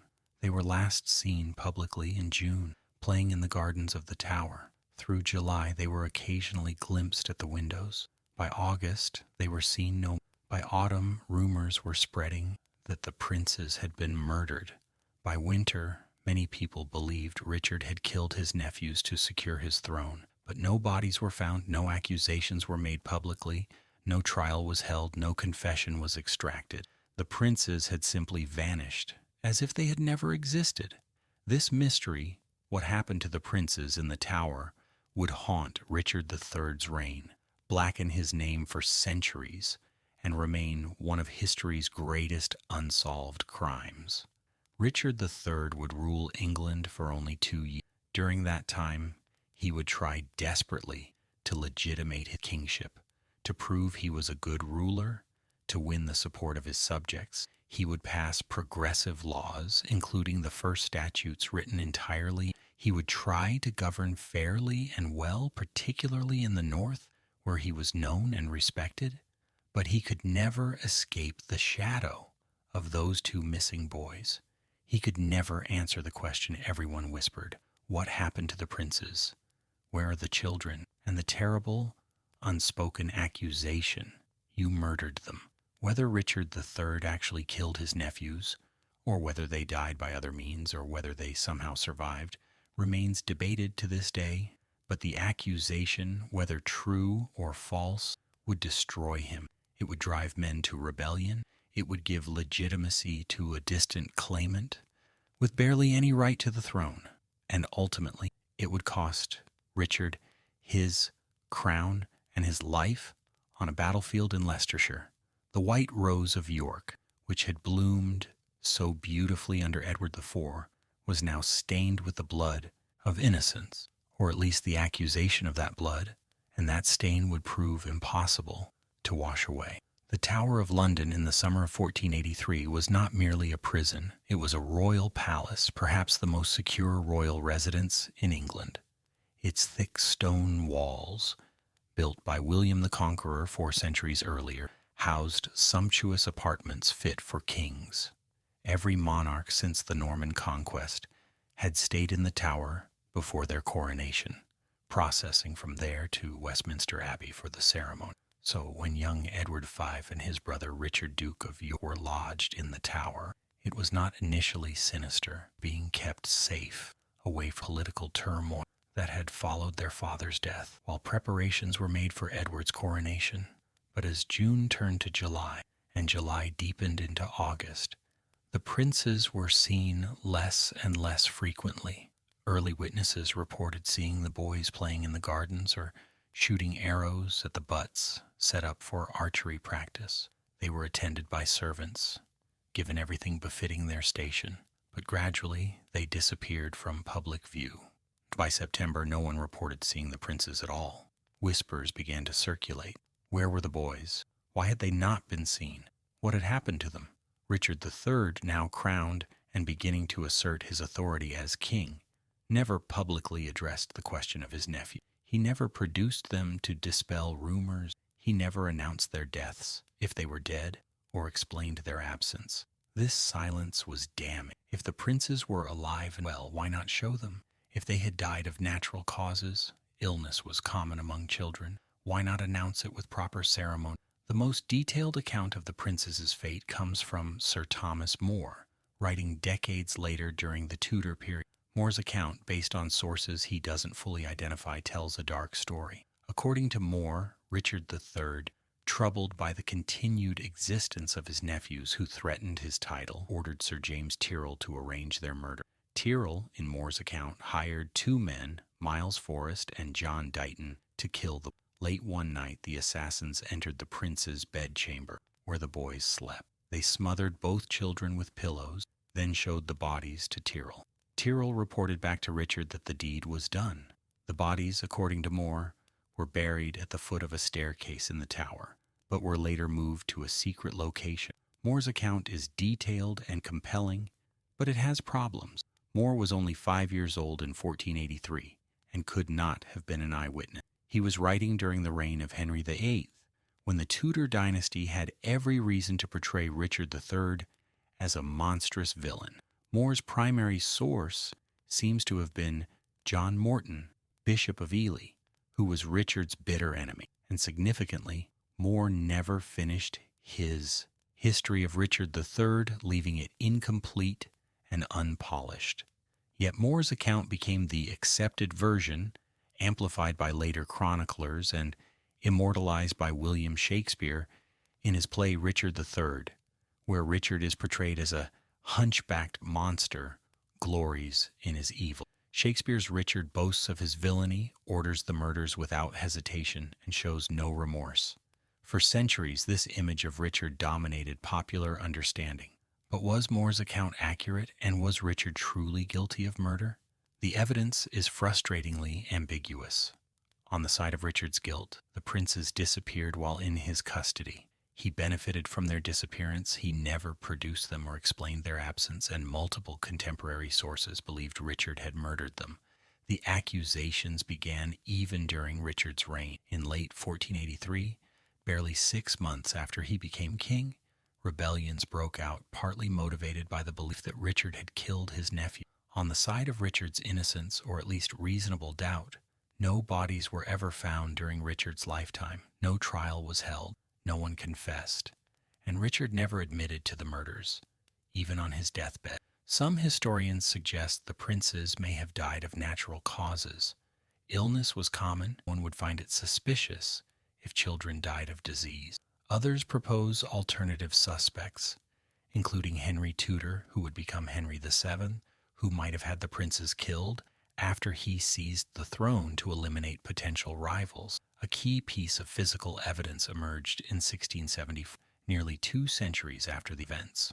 Workers demolishing a staircase at the Tower of London discovered a wooden box containing the skeletons of 2 children buried about 10 feet below the original staircase landing. The bones were reburied in Westminster Abbey. Orders of King Charles II identified as the remains of Edward the Greve and Richard, Duke of York. In 1930, the bones were exhumed, and the experts concluded they were the skeletons of 2 children, approximately the right ages to be the princes. one around 12, one around 9 or 10. But the examination used the methods available in 1933 by modern standards. The examiners could not determine sex conclusively, could not establish cause of death, and could not date the bones precisely. Modern forensic techniques could potentially answer many questions. DNA testing, for instance, could confirm whether the bones are related to known descendants, but the Church of England has requests to exhume the bones for further testing, arguing that the remains have been laid to rest and should not be disturbed. So the mystery remains, quite literally, buried. What we can say with certainty is 2 young boys aged 12 and 9 who stood in line for the throne of England disappeared while in the custody of their uncle. Whether they were murdered, whether they died of natural causes, or whether they somehow survived, as some contemporary pretenders claimed, we cannot know for certain, but their disappearance cast a shadow over Richard III that he could never escape. Richard spent the remainder of his reign trying to establish his legitimacy through good governance. He conducted royal progress through England, showing himself to his subjects and dispensing justice. He was particularly popular in the north, where he had governed for his brother Edward IV and was known for fair dealing. Parliament passed numerous laws during his brief reign, including important reforms to legal procedure, and the first laws written entirely in English rather than in French or Latin. But Richard could never overcome the taint of suspicion. When rebellions broke out in October 1480, the rebels proclaimed not Richard but his nephew as the rightful king. Then, when rumors spread that the princes were dead, the rebels instead championed Henry Tudor, a distant Lancastrian claimant living in exile in Brittany. The rebellion of 1483 was crushed, but it revealed how fragile Richard's position was. Key Yorkist supporters, including Henry Stafford, Duke of Buckingham, turned against him. Buckingham was captured and executed, but his betrayal showed that Richard's support was shallow. Men who had served Edward IV loyally could not accept Richard as king when they believed he had murdered Edward's children. Richard's personal life also suffered tragedy. In April 1484, his only legitimate son, 10-year-old Edward of Middleham, died suddenly at Middleham Castle. The cause is unknown, possibly epilepsy, possibly tuberculosis. With his son dead, Richard had no direct heir. He named his nephew John de la Pole, Earl of Lincoln, as his successor, but this only highlighted how uncertain the succession had been. Then in March 1485, Richard's wife, Queen Anne Neville, died at Westminster Palace. She was only 28 years old. Some accounts suggest she died of tuberculosis, others of cancer. Rumors spread, probably false, that Richard had poisoned her to free himself, to marry his niece, Elizabeth of Edward IV's eldest daughter, to strengthen his claim to the throne. Richard had to make a public denial of any such intention, which only fueled more gossip. By the summer of 1485, Richard III had reigned for 2 years. He had lost his son, lost his wife, failed to win the hearts of his subjects. Most critically, he faced a challenger. Henry Tudor, Earl of Richmond, was preparing to invade England with French support. Henry Tudor's claim to the throne was paper-thin. He was descended from John of Gaunt through the Beaufort line, which had been legitimized by Richard II, but with the explicit provision that the Beauforts were barred from the succession. By any reasonable measure, Henry had almost no right to the English throne, but in the summer of 1485 that hardly mattered. Henry had what Richard lacked. He was not suspected of murdering children, and that alone made him, in many people's eyes, a better choice than Richard III. Richard prepared for invasion through the summer of 1485. He moved his headquarters to Nottingham Castle, centrally located so he could respond quickly to wherever Henry landed. He ordered his supporters to be ready to march at short notice. He gathered armor and weapons, and he waited, knowing that when Henry came, the coming battle would decide everything: his crown, his life, and his place in history. The mystery of the princes would outlive both men. Long after Richard and Henry were dust, people would still ask, what happened to the boys? Where were they buried? Who killed them, if they were killed? And was Richard III truly the monster that Shakespeare and the Tudor chroniclers painted?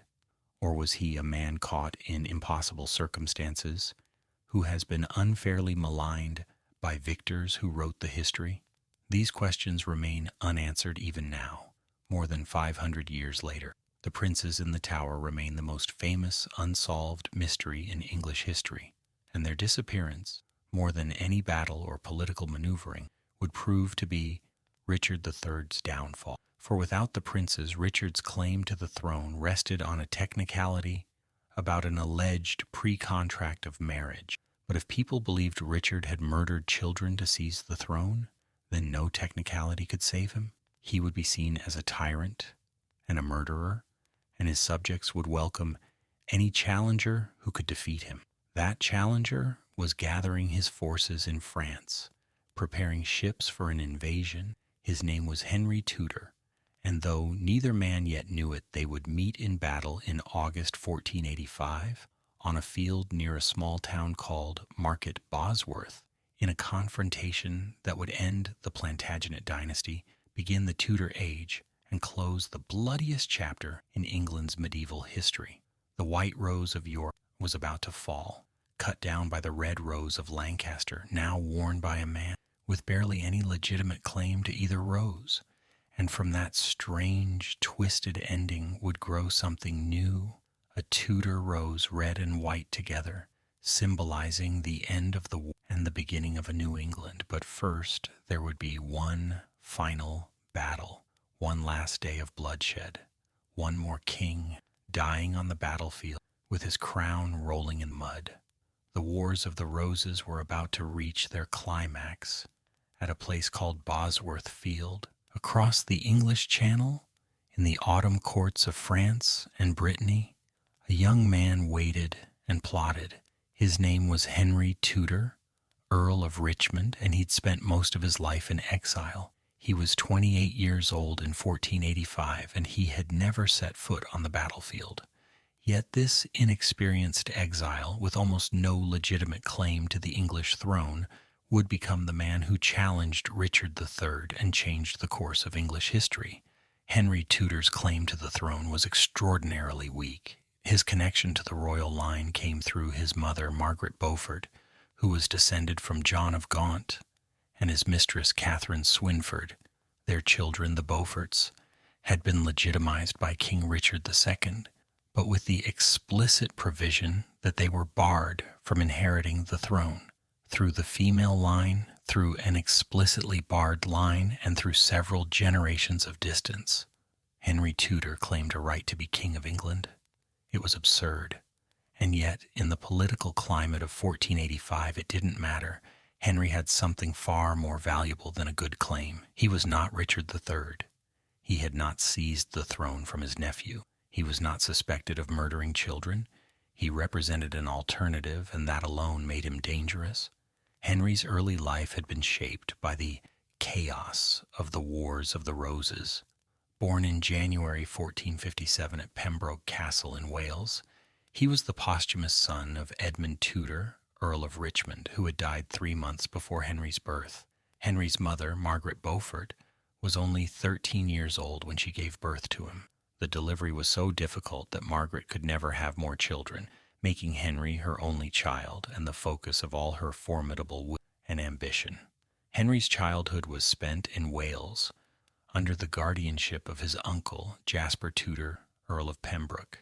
When Edward IV won the throne at Towton in 1461, the Tudor family, with their Lancastrian connections, fell into danger. Henry's fortunes rose and fell with the tides of war. When Henry VI was briefly restored in 1470, Henry Tudor was even printed at court and spoken of as a possible match for Edward IV's daughter. But when Edward IV triumphed in 1471, the Tudor cause collapsed. Henry and his uncle Jasper fled to Brittany, lived as exiles under the protection of Duke Francis II. For 14 years, from 1471 to 1485, Henry lived in Brittany, learning the arts of diplomacy and survival, always aware that his life depended on the whims of his protector and the changing. Edward IV had tried several times to have Henry extradited from Brittany, recognizing him as a potential threat. But Duke Francis, finding it useful to have a Lancastrian pretender as a diplomatic bargaining chip, refused. Henry lived comfortably but always uncertainly, knowing he was a pawn in larger games of power. Everything changed when Edward IV died in 1480. Suddenly, England descended into political chaos. Richard, Duke of Gloucester, seized the throne. The princes disappeared, and Henry Tudor, languishing in Brittany, suddenly became relevant. The key figure in Henry's rise was his mother, Margaret Beaufort. Despite living in England under the watchful eye of the Yorkist kings, Margaret had never given up on her son's prospects. She was intelligent, pious, and possessed of an iron will wrapped in a velvet glove of feminine propriety. She'd married 4 times, each marriage carefully chosen to advance her position or protect her interests. Her 4th husband was Thomas Stanley, one of the most powerful nobles in England. Stanley was a political survivor who had managed to maintain his wealth and position through every change of regime. He had supported Edward IV, then reconciled with Richard III, always managing to be on the winning side. Through this marriage, Margaret had access to significant military and political resources. When Richard III seized the throne and the princes disappeared, Margaret saw her opportunity. She began secretly coordinating Yorkist dissidents who were horrified by Richard's act. Most importantly, she reached out to Elizabeth Woodville, still in sanctuary at Westminster Abbey with her daughters. Margaret proposed a bold plan. Henry Tudor would invade England and overthrow Richard III. Once Henry was king, Elizabeth of York, the eldest daughter of Edward IV and Elizabeth Woodville. This marriage would unite the Lancastrian and Yorkist claim, the wounds of the Civil War, and creating a new dynasty that represents roses. Elizabeth Woodville, desperate and powerless in sanctuary, through secret messengers and coded letters, Margaret coordinated with Henry in Brittany, disaffected Yorkists in with the Duke of Buckingham, who had turned against Richard III. The first attempt at rebellion in October, Buckingham raised forces in Wales, while other Yorkist nobles rose in southern England, but the rebellion was poor. Terrible storms prevented different groups from joining forces. Richard's spies gave him, allowing him to gather troops quickly.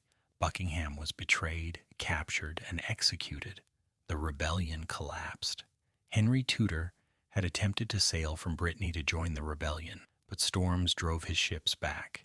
He arrived off the English coast to find the rebellion had already failed, and Richard's forces waiting to capture him. Henry wisely turned back. The first attempt had failed, but it revealed that Richard's hold on England was weak. Many powerful nobles were willing to rebel against him. For the next year and a half, Henry prepared more carefully. He moved from Brittany to France in late 1484 when King Charles VIII offered him support. Charles had his own reasons for wanting chaos in England. A divided England was no threat to France. He provided Henry with money, ships, and most crucially, around 2,000 experienced soldiers, mostly French mercenaries, but including some Scots. Henry spent months recruiting English and Welsh exiles, gathering supplies, and planning his invasion. He corresponded with supporters in England, promising reward and positions to those who would join him. His key advantage was that many English nobles were sitting on the fence, waiting to see which way the wind blew. If Henry could land successfully and begin gathering support, many would join him rather than fight for an unpopular king. In Wales, Henry had an additional advantage. Through his grandfather, Owen Tudor, he could claim Welsh ancestry. Welsh bards and prophets had long spoken of a Welsh hero who would return to reclaim Britain from the English. Henry's propaganda played on these prophecies, presenting him as the fulfillment of ancient Welsh hopes. Key Welsh nobles, particularly Rhys ap Thomas, indicated they might support Henry if he landed in Wales. On August 1st, 1485, Henry's fleet set sail from Harfleur in Normandy. He had perhaps 15 ships carrying 2,000 soldiers. It was not a large invasion force, but it didn't need to be. Henry's strategy was not to conquer England by force, but to spark a rebellion that would destroy Richard III. The fleet sailed west through the English Channel, being Richard's navy. On August 7th, they landed at Mill Bay, Pembrokeshire, Wales. Henry knelt on the beach and kissed the sand, giving thanks for his safe arrival. Then he raised his standard, a banner showing a red dragon, symbol of Wales, and of Henry's supposed connection to the ancient British kings. The critical first days would determine everything. If Richard's forces caught Henry before he could gather supporters, the invasion would be crushed, and Henry would likely be executed. But if Henry could march inland, gathering followers as he went, he might build an army strong enough to challenge the king. Henry marched north and east from Pembrokeshire into the Welsh interior. At each town he proclaimed his right to the throne and called on loyal Englishmen to join him. The response was cautious at first. No one wanted to join a losing cause. But Rhys ap Thomas, one of the most powerful men in Wales, brought his forces to Henry's banner. More importantly, he brought his knowledge of the land and his reputation, which convinced others that Henry's cause might succeed. As Henry's army marched through Wales, it grew. Welsh soldiers joined, seeing a chance for Welsh princes to influence English politics. English exiles who had fled Richard's reign rejoined Henry. By the time Henry crossed from Wales into England proper, his force had grown to perhaps 5,000 men. Richard III, monitoring the invasion from his base in Nottingham, knew he had to act quickly. He sent orders to his supporters across England to gather their forces. Most importantly, he called on Lord Thomas, Stanley and Stanley's brother, Sir William Stanley, both of whom commanded significant forces. But the Stanleys were in a difficult position. Thomas Stanley was married to Margaret Beaufort, Henry Tudor's mother. If Stanley supported Richard, he might be fighting against his own stepson. But if Stanley supported Henry and Henry lost, Richard would execute Stanley as a traitor. The Stanleys decided to do what they did best: wait and see who was winning before committing. Richard, suspicious of Stanley's loyalty, held Stanley's son, Lord Strange, as a hostage to ensure Stanley's. But even this wasn't enough to guarantee Stanley's support. The Stanleys marched their armies toward the converging forces but refused to commit clearly to either side. By August 21st, 3 armies were converging on a plain near Market Bosworth in Leicestershire. Richard's royal army, perhaps 8,000 strong, marched south from Leicester. Henry's rebel army, now grown to perhaps 6,000 men, approached from the west, and the Stanley forces, perhaps 7,000 men total between Thomas and William Stanley, positioned themselves between the two main, waiting to see who would win before joining the victor.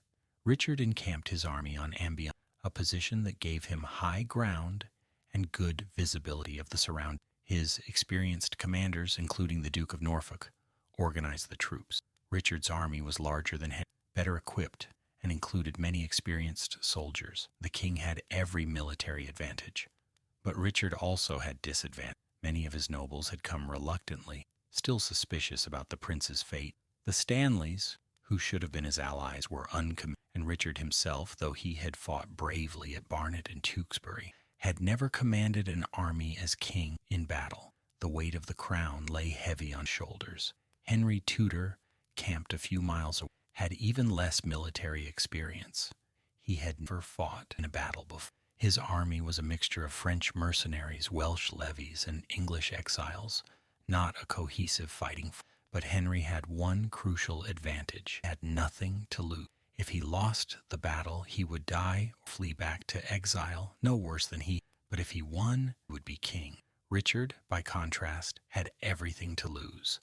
The night of August 21st was tense in both camps. Soldiers checked weapons and armor, sharpened swords, said prayers. Commanders made final plans, and Richard III, King of England, perhaps looked out from his tent at Ambion across the darkened fields, and he would die. According to Shakespeare, writing a century later with access to sources lost, Richard had terrible dreams that night. The ghosts of all those he had supposedly killed appeared to him. The princes, Henry VI, Warwick, and others, all crying out for vengeance. Richard woke in terror, crying, "My kingdom for a horse!" Whether Richard truly had nightmares, we cannot know. But we do know that when dawn broke on August 22nd, 1485, Richard III prepared himself for the battle that would decide not just his reign, but the entire wars of the Rose. He armed himself carefully and, in a gesture that was either heroically brave or foolishly arrogant, he placed his crown upon his helmet so that all would know the king was on the battlefield. The white rose of York and the red rose of Lancaster were about to clash one final time, and by day's end, one of them would be trampled in the mud, never to rise again.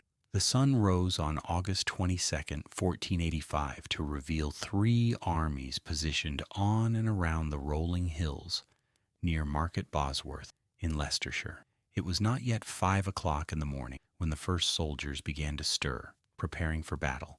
King Richard III's army held Ambion Hill, the high ground south of the village of Sutton Chaney. It was an excellent defensive position.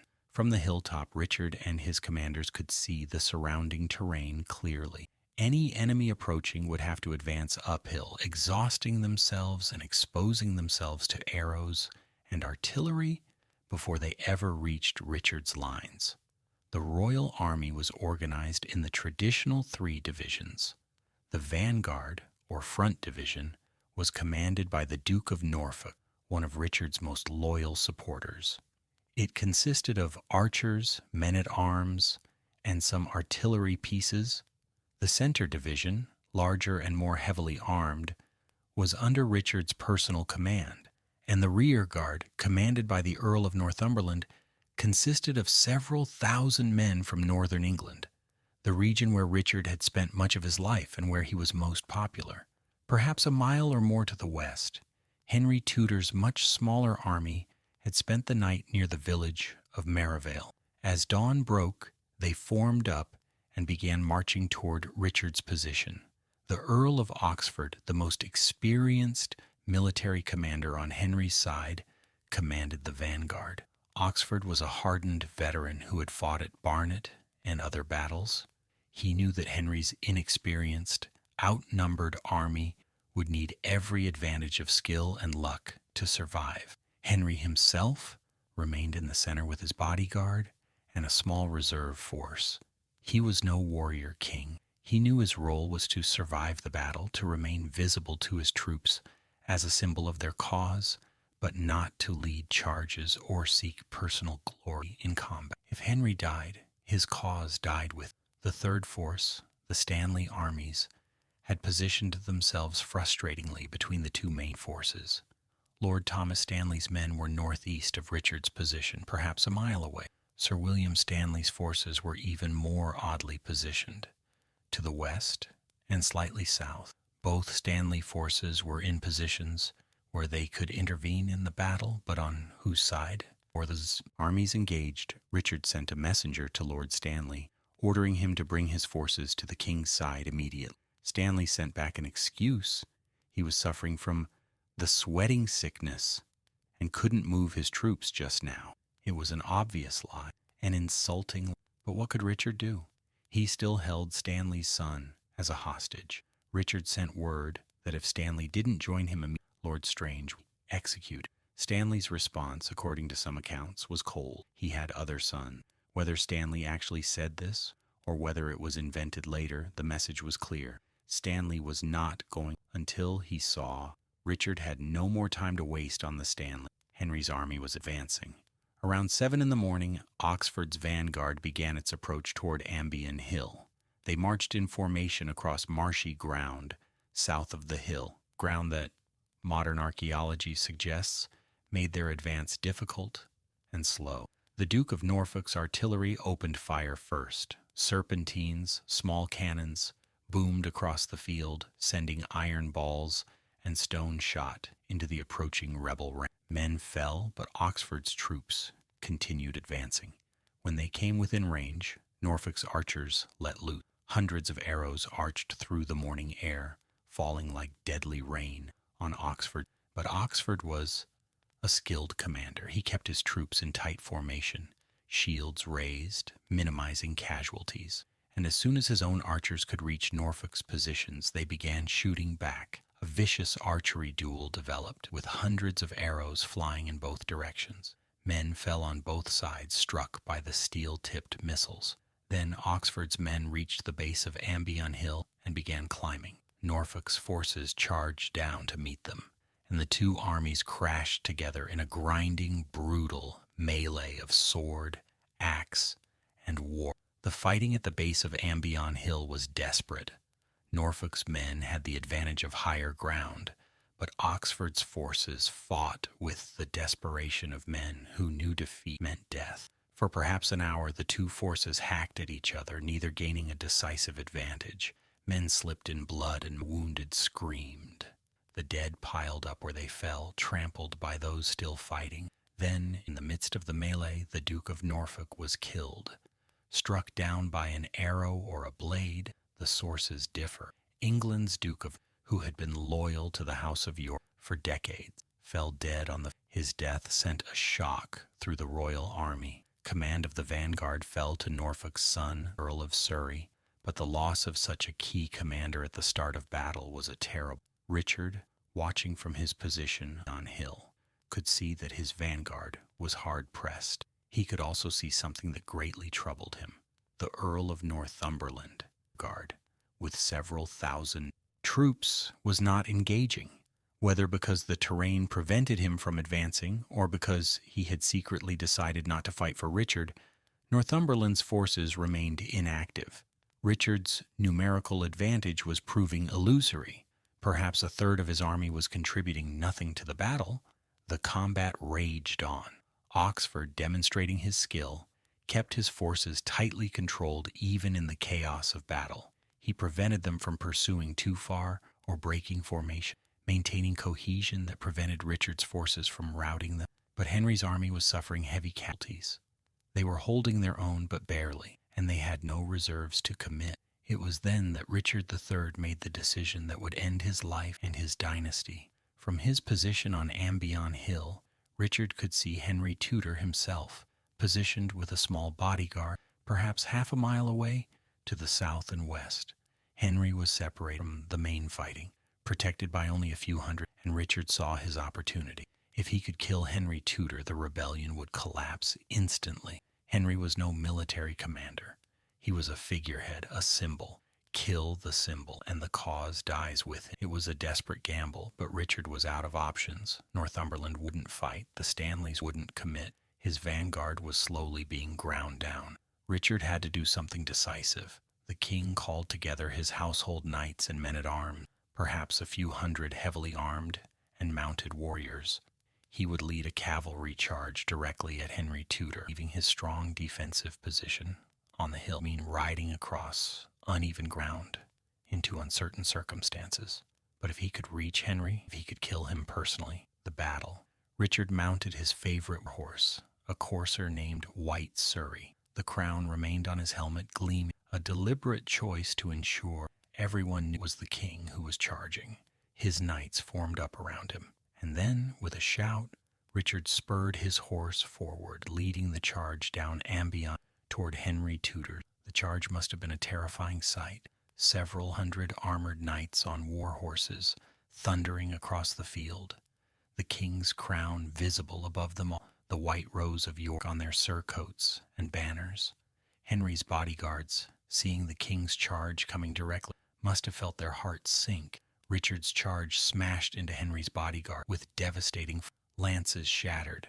Men were knocked from horses or trampled underfoot. Richard himself, according to accounts, fought with tremendous courage. He unhorsed Sir John Cheney, Henry's giant standard bearer. He killed Sir William Brandon, who carried Henry's banner. The dragon banner of Wales fell into the mud. Richard was within feet of Henry Tudor himself. A few more moments, good stroke with a sword or axe, and Richard would have won everything. Henry would be dead, the rebellion over, and Richard's crown secure. But then Sir William Stanley made his choice. The Stanley forces, which had waited so long, watching to see who would win, finally committed. And they chose not Richard but Henry. Sir William Stanley's forces, perhaps 3,000 men or more, charged into Richard's flank. The king, focused on reaching Henry, suddenly found himself surrounded by fresh enemy troops. His knights, already engaged with Henry's bodyguards, now faced overwhelming numbers. Richard's horse was killed under him. According to legend, later immortalized by Shakespeare, Richard cried out, "A horse, a horse! My kingdom for a horse!" But whether Richard said these words or not, the meaning was clear. Unhorsed, surrounded by enemies, Richard knew he was going to die. His followers urged him to flee. A horse was found. Richard could have tried to escape, to live to fight another day. But Richard III, whatever his other faults, was no coward. He had worn his crown into battle so all would know the king was fighting. Now he would die as a king, on his feet, defending his crown. Richard fought on foot, swinging his sword and war hammer. Enemies surrounded. Multiple attackers converged on him. A blow struck his helmet, denting the crown. Another blow struck his head. Richard fell to one knee but continued fighting. A blade sliced across the back of his skull. Another blow and finally King Richard III of England collapsed into the mud of Bosworth Field. He was 32 years old. He had reigned for just over 2 years. He was the last English king to die in battle, and the last king of the House of York, and the last of the Plantagenet dynasty that had ruled England since 1154. As Richard fell, his army collapsed. Men who had been fighting for the king suddenly became men fleeing for their lives. The Earl of Northumberland's forces, which had never engaged, melted away. Those of Norfolk's men who still lived broke and ran. The rout spread across the battlefield. The Wars of the Roses were ended in a muddy field in Leicestershire with the death of a king. Lord Stanley, Thomas, not William, who had finally committed his forces once victory was assured, found Richard's crown. Legend says it had rolled under a hawthorn bush on the battlefield. Whether this detail is true or later embellishment, we cannot know, but the symbolism was clear. The crown that Richard had worn into battle was now taken from him. Stanley carried the crown to Henry Tudor, and there, on the battlefield, with the fighting still dying down, with the screams of the wounded and the moans of the dying filling the Lord Stanley placed the crown of England on Henry Tudor's head. Henry Tudor, Earl of Richmond, became King Henry VII of England. His first royal proclamation, issued from the battlefield, was dated August 21st, the day before the battle. By this legal fiction, Henry claimed he had been king even before the battle, making all who fought for Richard guilty of treason for fighting against their rightful king. It was cynical, perhaps, but effective. Richard's body was stripped naked and thrown over a horse. For 2 days, it was displayed publicly in Leicester, so all could see that the king was truly dead. Then it was buried without ceremony in the Church of the Greyfriars in Leicester. No tomb was erected, no memorial was made. Richard III, the last Plantagenet king, was buried like a criminal in an unmarked grave. 5 centuries later, in 2012, archaeologists would find that grave beneath a Leicester car park. DNA testing would confirm the identity, the twisted spine, the battle wound, and genetic matches to known descendants of Richard's sister. The king beneath the car park, as he became known, was finally identified and given proper burial in Leicester Cathedral in 2015. But in August 1485, no one was thinking about Richard's final resting place. They were too busy adjusting to a new reality. The white rose of York had fallen. The red rose of Lancaster, or at least a man claiming to represent it, had triumphed. The Plantagenet dynasty, which had ruled England for more than 3 centuries, was finished. A new dynasty was beginning, and though no one yet realized it, the Wars of the Roses, which had bloodied England for 30 years, were finally truly over. The aftermath of Bosworth Field transformed England. Within weeks, Henry VII had traveled to London, been formally crowned, and begun the process of consolidating his power. But the new king faced a challenge that neither Edward IV nor Richard III had managed to overcome: how to bring true, lasting peace to a kingdom exhausted by civil war. Henry's solution was as practical as it was symbolic. On January 18, 1486, 5 months after Bosworth, he married Elizabeth of York, the eldest daughter of Edward IV. This was the marriage that had been planned since 1483, the union meant to heal the wounds between Lancaster and York. Elizabeth was 20 years old, beautiful, and, most importantly, the rightful Yorkist heir, if the claims of her brothers, the vanished princes, were set aside. By marrying Elizabeth, Henry united his tenuous Lancastrian claim with her strong Yorkist claim. Any children of this marriage would be legitimate heirs to both houses. Henry also created a new symbol for his reign, the Tudor rose. This emblem combined the white rose of York and the red rose of Lancaster into a single flower, white petals inside, red petals outside. It was a perfect piece of propaganda, a visual representation of the union of the two warring houses into one unified dynasty. But Henry's hold on power was initially fragile.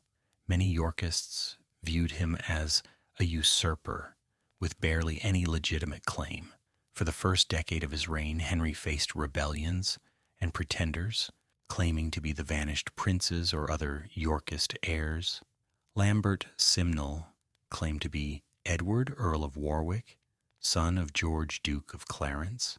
Perkin Warbeck claimed to be Richard, Duke of York, the younger of the princes in the Tower. Henry defeated both rebellions, though they required significant military effort. The Battle of Stoke Field in June 1487 is sometimes considered the true end of the Wars of the Rose, as it was the last major military engagement stemming from Lancaster. At Stoke Field, Henry's forces defeated a Yorkist army supporting Lambert Simnel. The Yorkist commander John de la Pole, Earl of Lincoln, Richard III's designate, was killed in the battle. With these challenges overcome, Henry VII proved himself an effective, if cautious. He avoided expensive foreign war, carefully managed royal finances, and strengthened royal authority at the expense of. He used bonds and recognizances, essentially financial penalties that could be enforced if nobles misbehaved, to keep the aristocracy in check. Henry's marriage to Elizabeth of York produced 4 surviving children who reached adulthood. The eldest son, Arthur, was groomed as the heir to the throne and married to Catherine of Aragon, a Spanish princess, cementing an alliance with Spain. But Arthur died in 1502 at age 15, and the succession passed to the second son, Henry. This second son became King VIII in 15, one of England's most famous monarchs. Henry VIII's reign, the Protestant Reformation to England, the break, and his own adventures with 6 wives. But these events lay future. What matters for our story is that the Tudor dynasty, begun so precariously at Bosworth, survived. Henry VII reigned for nearly 20, dying peacefully in 1509. His son Henry reigned for 38 years. His granddaughter Elizabeth I reigned 45 years, presiding over a golden age of English culture and the defeat of the Spanish Armada. The Tudor dynasty, which began with a man who had no real right to the throne beyond conquest, would rule England for 118 years until Elizabeth I died childless in 1603. The stability they, after so many years of civil war, allowed England to develop into a European power. But what of the Wars of the Roses themselves? What was their legacy beyond the Tudor succession?